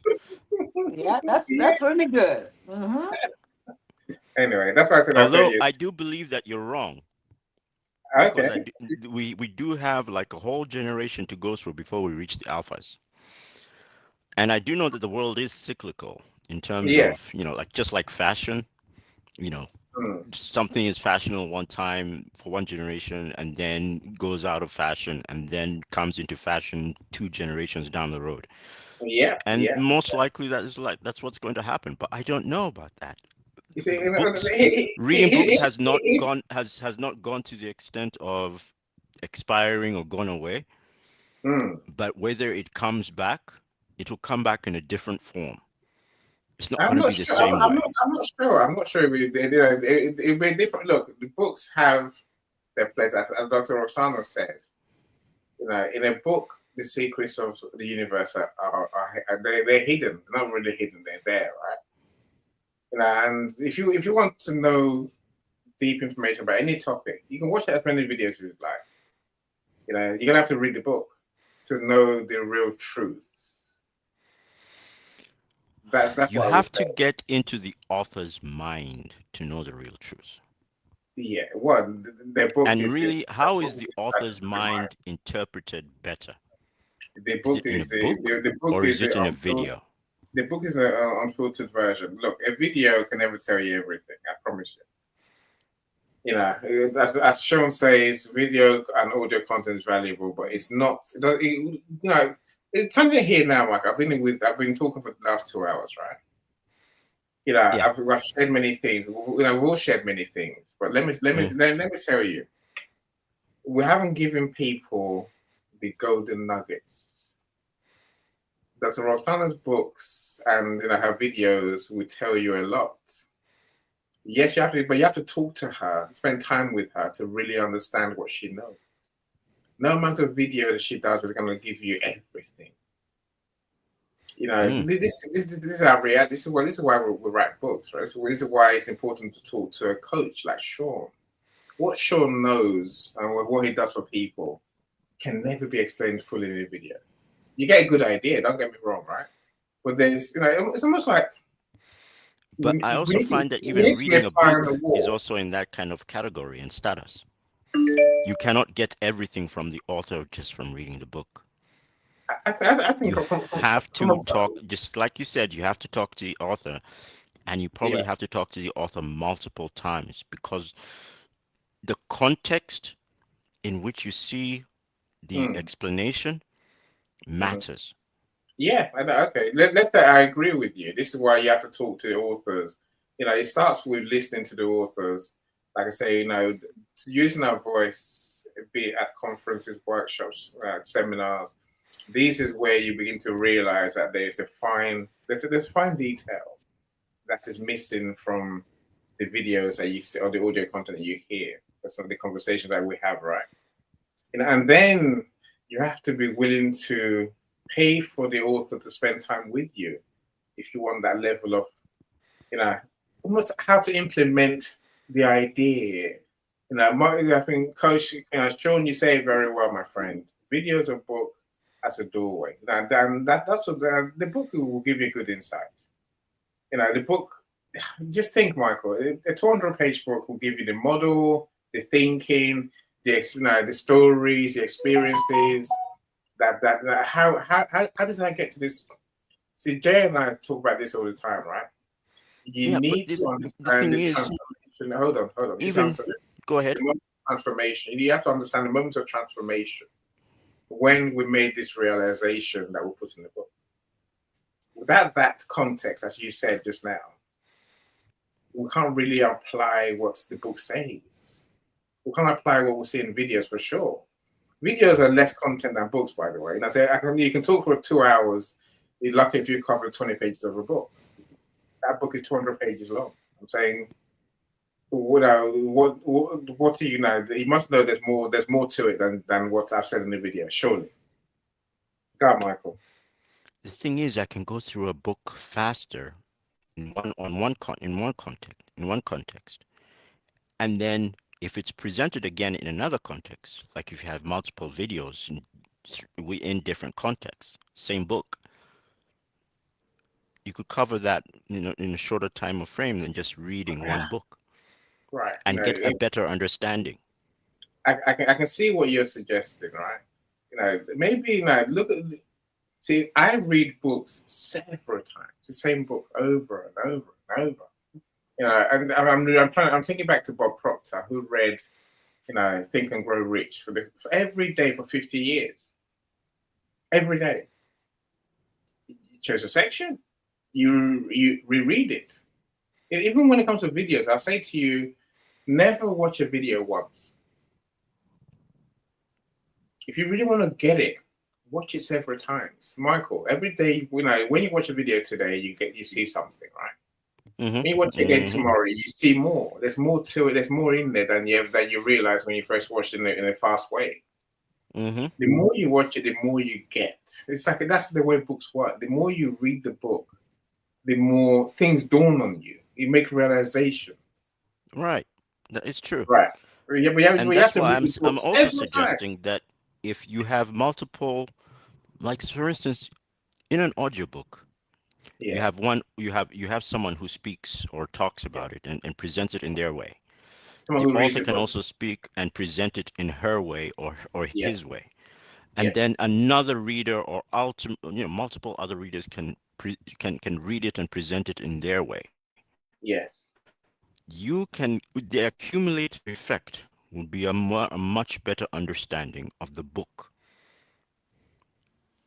But I'm saying that it would be faster.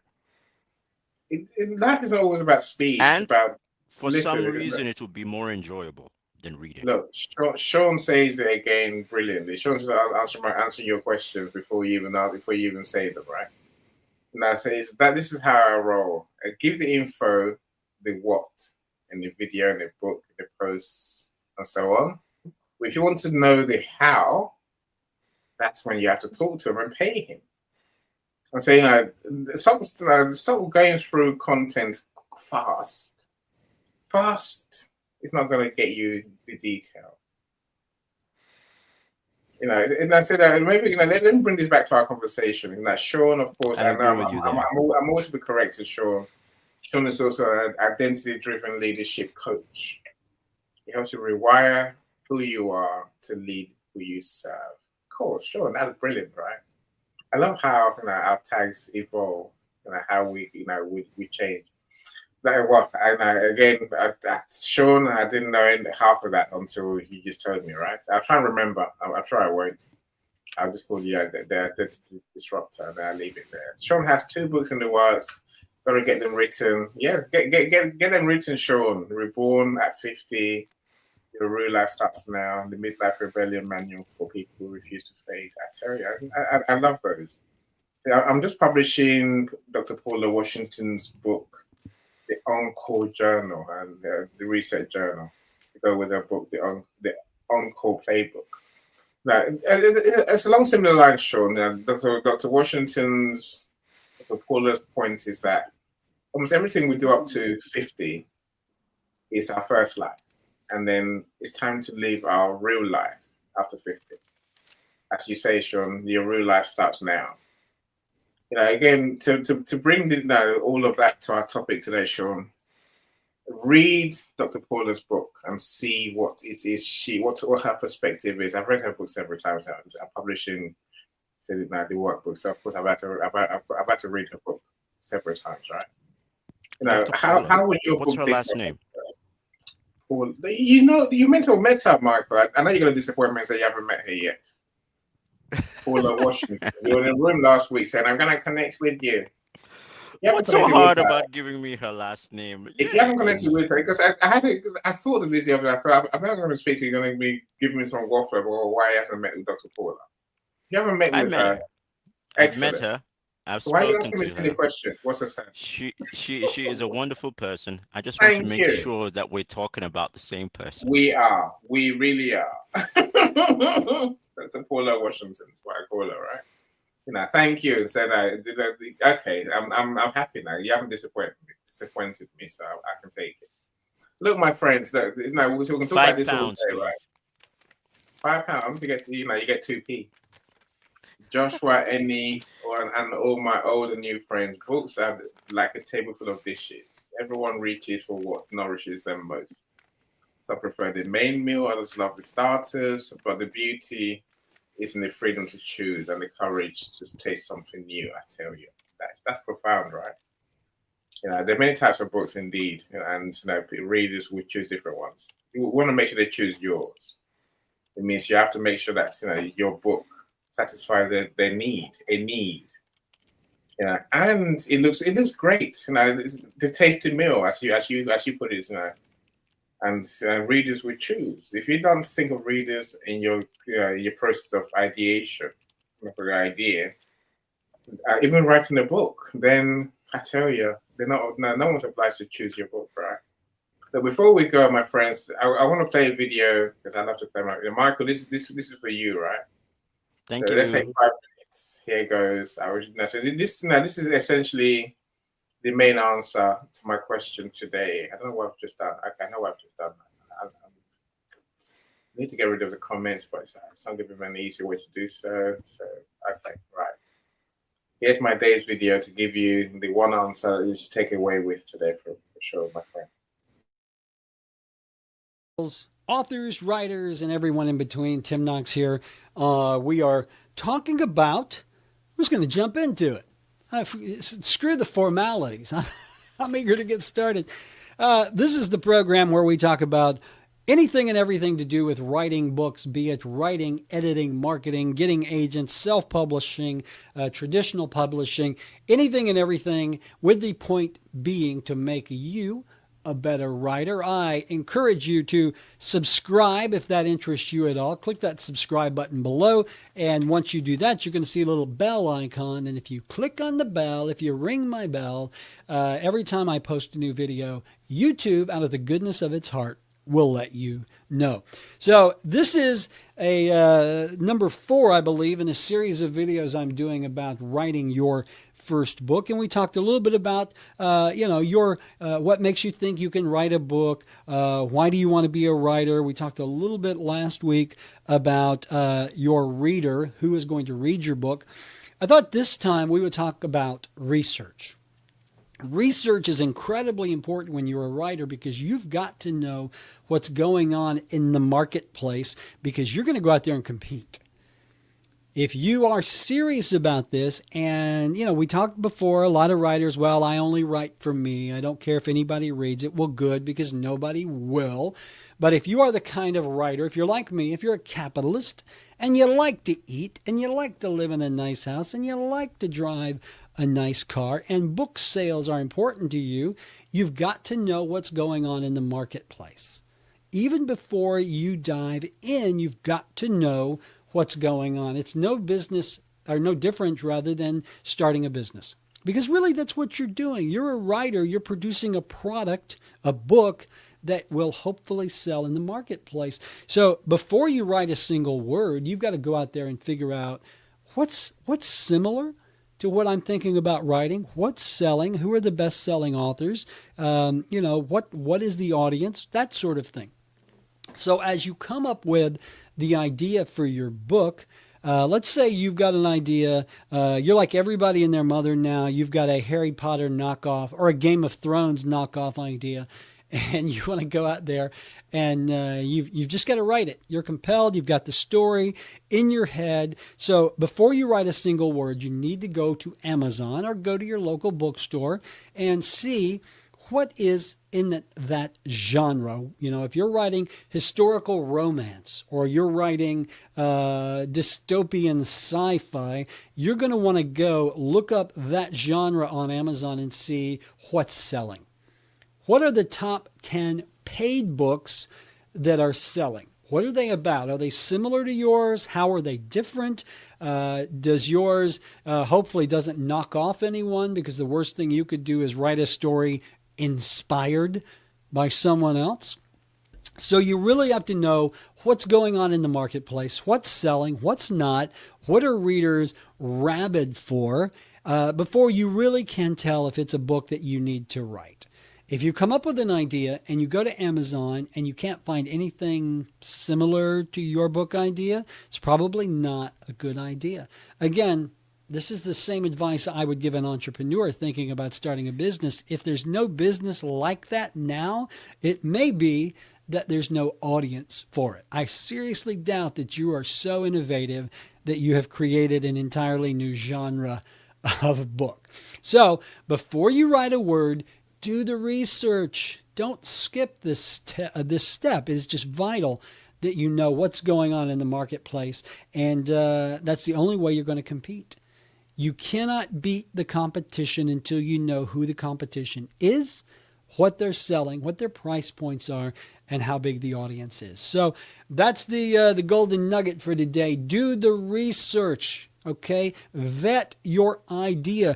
Think about your book as your product. You would not invest $100,000 of your time and money into a business without hopefully looking at the marketplace and looking at the competition, because that's what every book is. It's your competition. There are only so many readers out there. There's only so much room in the Amazon store. Okay? If you don't consider every book. That's fair. That's the truth right there, right? There's no easy way of saying it, my friends. That's the truth. Oh, the genius Mel. How are you doing, Mel? Always great to see you. Whether you come first minute, last minute, in the middle, I appreciate you. We save and become Team Replay. Now, please, YouTube, Mel, YouTube, please. You know how we roll. YouTube is where the numbers really count on replays, especially. Maria, welcome to. So I have so many books in my head, don't know where to start. So let's talk, Maria. Let's talk. And I say, if you got books in your head, my friends, let's get the books out of you. The books are no good in your head. No one can benefit from them. You need to get them written and published. And also, if you've written a book that you haven't published, I don't know. A friend of mine told me the other day, Dr. Roxana.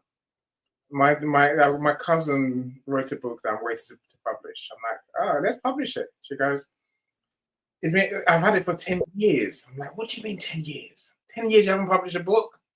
Imagine writing a book and then you die before it's published. Imagine someone writing a book and is there and then the one never gets to hear or see it. How can that be?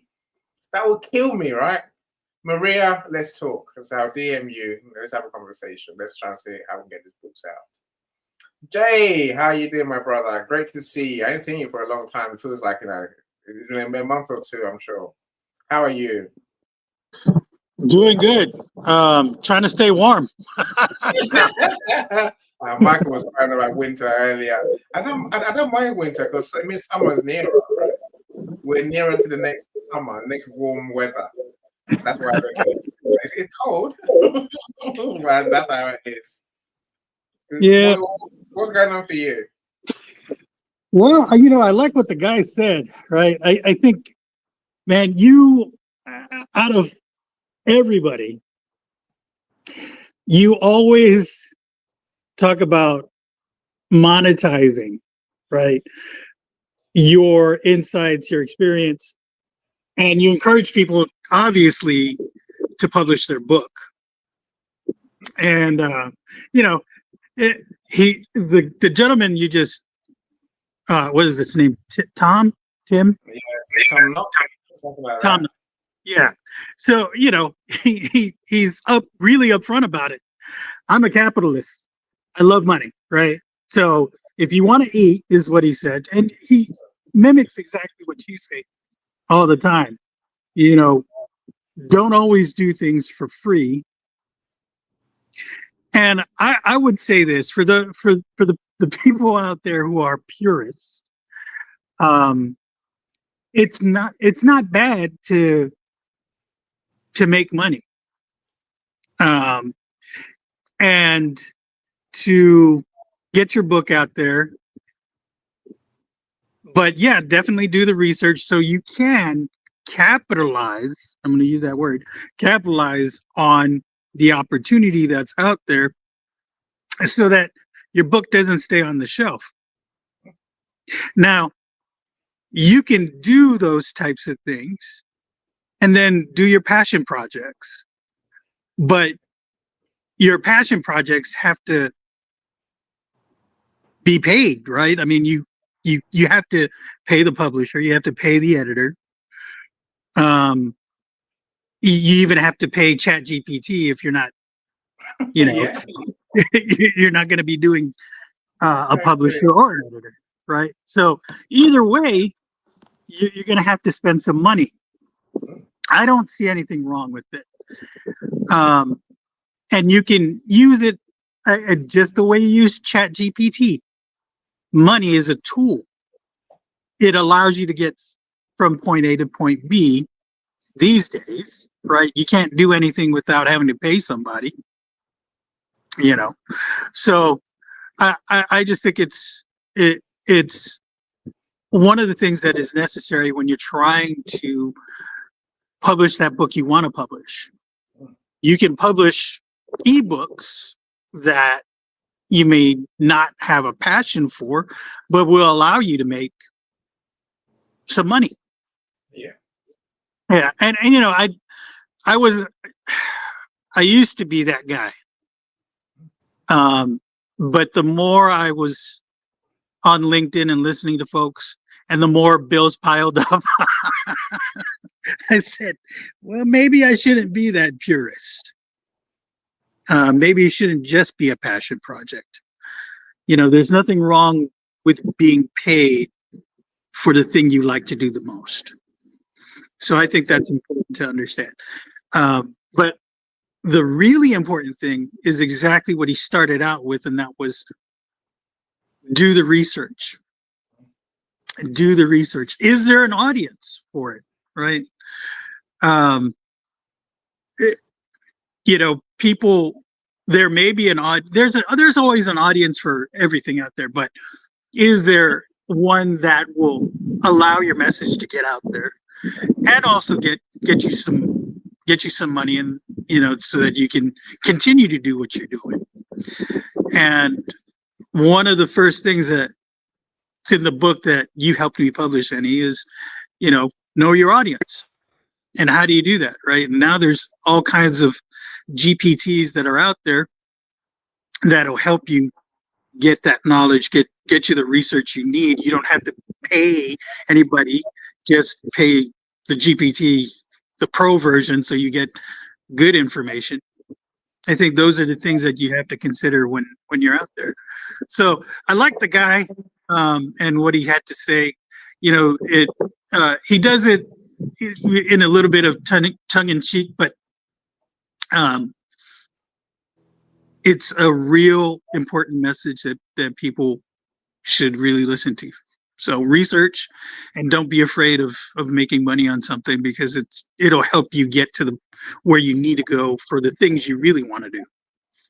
Yeah, I totally agree, my friend. I totally agree. A good way to summarize and to begin to close our show today. I'll come to you, Michael. I'll come to you, Dr. Roxana, for your final thoughts on our day, for our day.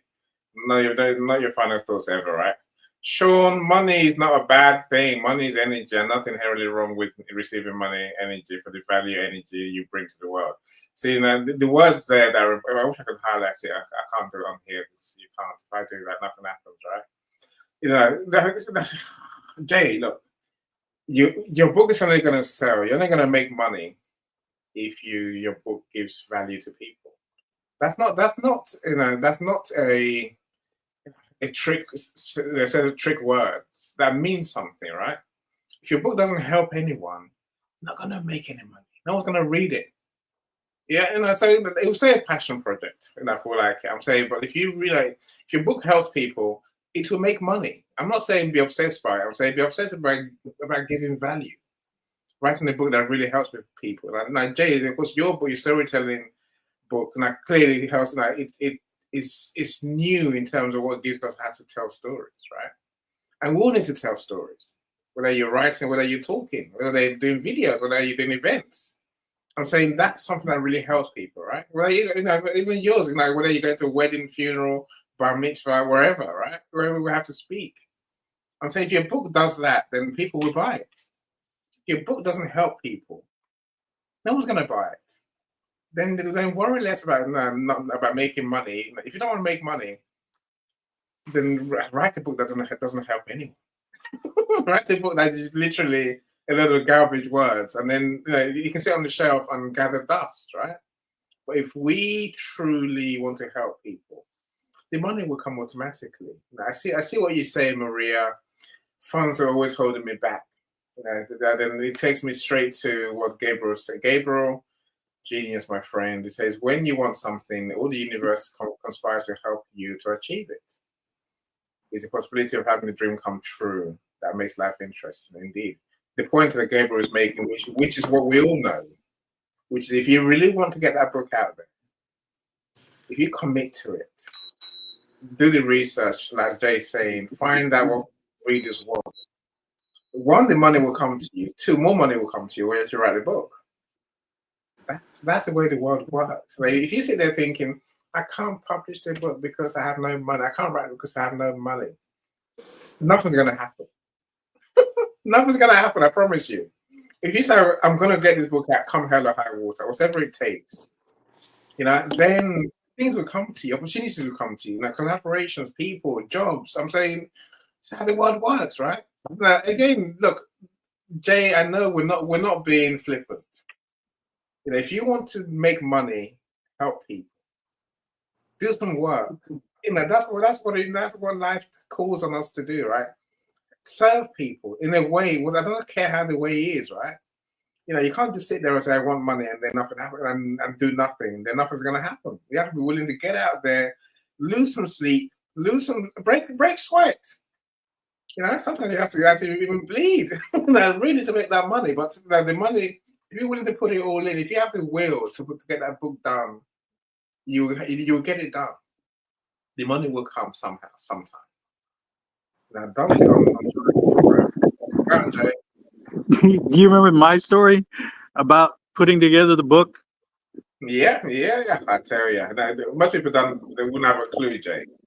So even the book that I gave Annie wasn't the original book that I wrote. I lost the original book that I wrote. I decided I was going to try to delete some emails and some things in the background. And all of a sudden, the book went missing. I deleted it somehow.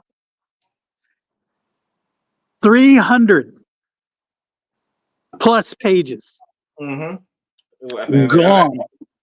424, if I remember rightly, the first version. You shrunk it down. But what I said was, this is going to teach me something. One, to back up my files everywhere. Wherever you need to back it up there. Put it there. Secondly, don't give up. You come this far, keep going. And thirdly, because I had to write it again, it became much more efficient the second time around. I was like, oh yeah, I don't need to do this. I don't need to write this. I need to take that out. And so by the time I got done with it, it was a much more polished version than when I first started. So even in the midst of all of the craziness and the tears, literal tears over losing this thing, I said, you know what? Push through. And sometimes that's what you need to do when you're in this process. It's I'm not going to lie to folks out there and say that it's easy. Sometimes it can be very difficult, especially for the projects that you love the most, because you've invested all of yourself in it. And any deviation you feel is something that's not going to be what you want to put out there. But listen to the criticism, the constructive ones anyway, so that it'll help you get better. Yeah, no, I mean, that's the truth about life, Jay, right? That's the truth. In case you're wondering what Jay's book looks like, if you know me, I'm always going to flash books around. Oh, there it goes. Ritual engagement and storytelling. That's Jay's magic book, and it is a meaty book. Like I say, it gives you everything you need to tell stories in any context, business and personal. That's the genius of the book, and I use it when I went to go and do a talk on stage in Ghana because I'm boring. There's no way of saying it, Jay. I'm boring, right? So you find little it's list of things, right? Add humor. I said, know your audience. There's little things that make a good story in the end. That make a good things that we say, right? I'll say that for sure. Thank you so much, Jay. You never have to explain Maria. It's fine. Look, we get it. Look, Sean, what Sean's saying, limited funds is a surface level reason. If you need life-saving surgery, for example, I bet you can find the money to pay for that. So we have to, right? We have to. So it's more about our priorities. And I said that's the truth. And your book, it's a gift to humanity. It's a God's gift to you. What you can give to the world. Get it out there. Get it out there. Dr. Roxana, please give us your last take before we go today. Just a few seconds before you write a book, you have to make some research. That is the basic. make the research where you want to sell the book. Maybe Amazon. I think researching on YouTube is very good. I think YouTube is coming to be the best search engine, and also find the trend. What kind of ebooks do people buy now? Sometimes you need to support your ebook with a video portion. People have low, people don't read a lot, according to Michael. That's really true. But provide, support your ebook with some videos, maybe a video summary, post them in your YouTube or wherever, all the social media where you have, and then attach the link to your book on Amazon, wherever, wherever you have posted your book. I like Amazon. Any took me to Amazon, and I think that's the best thing I've ever. That's good. But one thing I want to say, you don't want to start writing a book without research, without finding who needs the book. And it's okay to know the niche. I want to write a book. I have written 2 or 3 books in finance niche, but it's not enough. It's not enough. So why don't you go and research finance books that sell at this moment? So you know what people need, and from there you can go. And then wherever topic title you have, you take it to ChatGPT and then ask them to write a book. If you want to use ChatGPT, actually, I use Designer. Whatever you use, or you want to use Canva. But before you start, you really want to know what you're writing and what people want. That's what I'm saying. Thank you so much. Thank you So for letting me speak. yeah, thank you. Always a gem learning from you, my friend. And again, one of Dr. Roxana's books is this one. Let me Yep. try to get it on the screen. So, Financial Freedom: Unlocking 100 plus passive income strategies for 2025 and beyond. Might update it to be 2026 and beyond. We can, right? That's what, when you work with a small publisher, that's what happens. Right? Independent publisher, you can update your book as you wish. Well, Yeah. thank you that you shared gems with us. So do your research, my friend. Sharon Rose, welcome. So it feels late in the day, but you're never late. Like I always say, the replays are always there for you to watch. So I'll be grateful if you could watch on my YouTube so I can get the numbers. But great to see you as always, superstar. Sean says he's published 2 books for me and 2 books for his wife. That's 4 books in the Michael family. With $0 spending to get them published. Well, they spend $295 on 10 ISBNs. That's quite cheap. Okay, well, that's about what it costs, I suppose. And there's a genuine ISBNs, of course. So you need that's a different conversation. But you need real genuine ISBNs, not cheap ones that then take away ownership of your book. Look, say Jay and Dr. Roxana have talked about ebooks several times today. So that's probably my final technique to share with you today, right? If you really want to test the market, which you can, write the ebook, write your book, publish it as an ebook. Ebook doesn't need an ISBN. Essentially, it's the electronic version. And it doesn't even need brilliant formatting in that sense because you have more freedom. It's going to be read on screen. If you're going to publish a book, there's parameters, there's book sizes, there's ISBNs, there's a whole different load of hoo-ha you have to do on YouTube and all the other bookstores. I say if that book's within you don't want to spend any money, publish it as an ebook. Get some feedback. Use that to write the final version. I say when I publish books, the ebook is the same version as a print book. So for most people, that's how it will tend to work. I don't want to do a mini book as an ebook and then a proper book as a print book. Literally, I will give you one formatted version that you can use as an ebook and a print book. But there's nothing wrong with testing the market of readers with an ebook. It's lower cost and it's lower work. It's lower work in terms of the layout and so on and so forth. Of course, you have to get it. It has to be well written and edited and all that, and look good.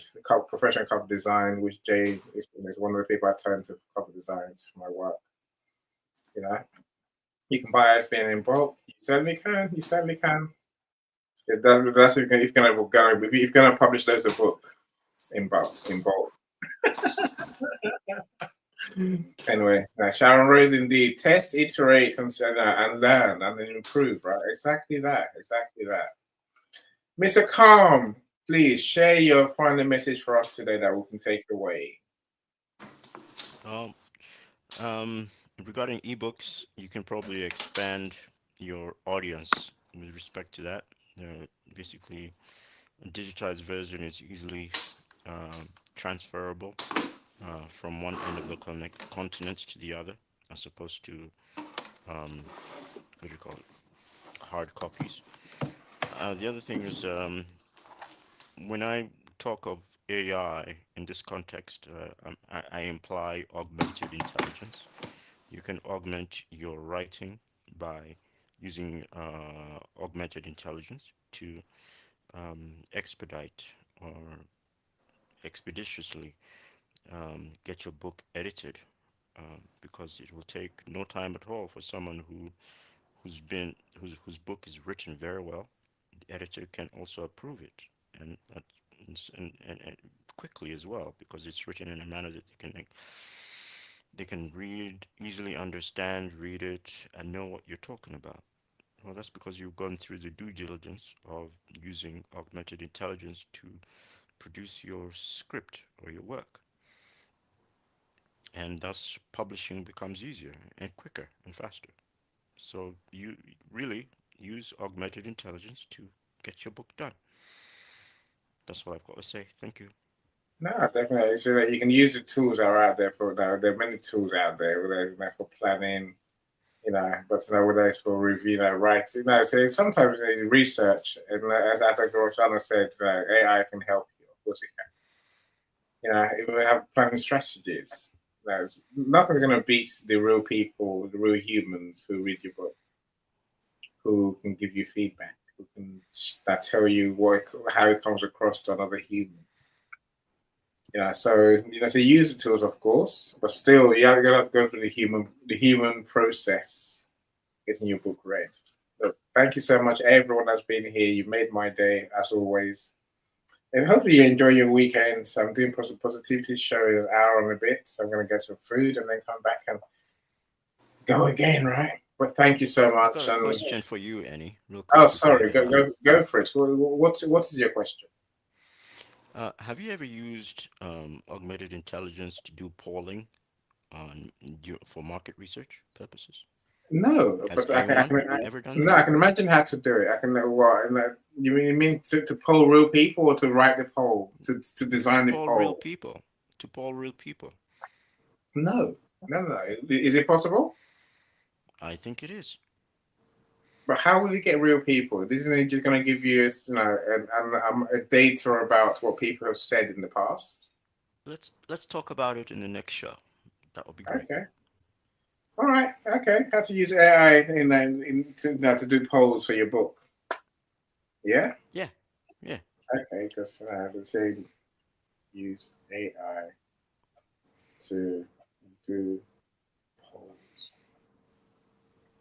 for your book.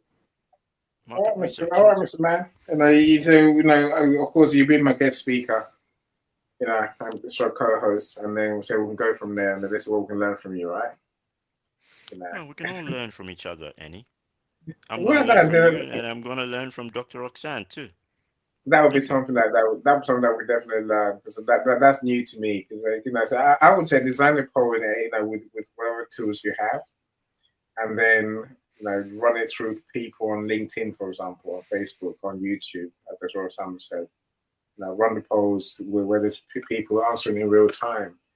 But there's other ways to get data that's real, that involves real people, then we'll take it, right? I'm sure we will.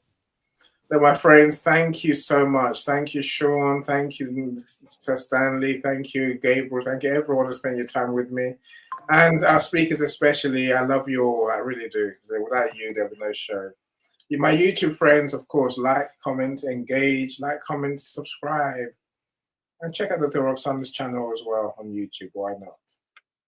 So I'm going to leave us with a sponsor's message about power thinking. So do engage with the app, download the app, and do use it to learn mindfulness. I use it every day. Take care, everyone. Take care. Thank you so much. Bye, everyone. Bye. It's time to change the way you think. Download the new Power Thinking Corp app, available now in your App Store.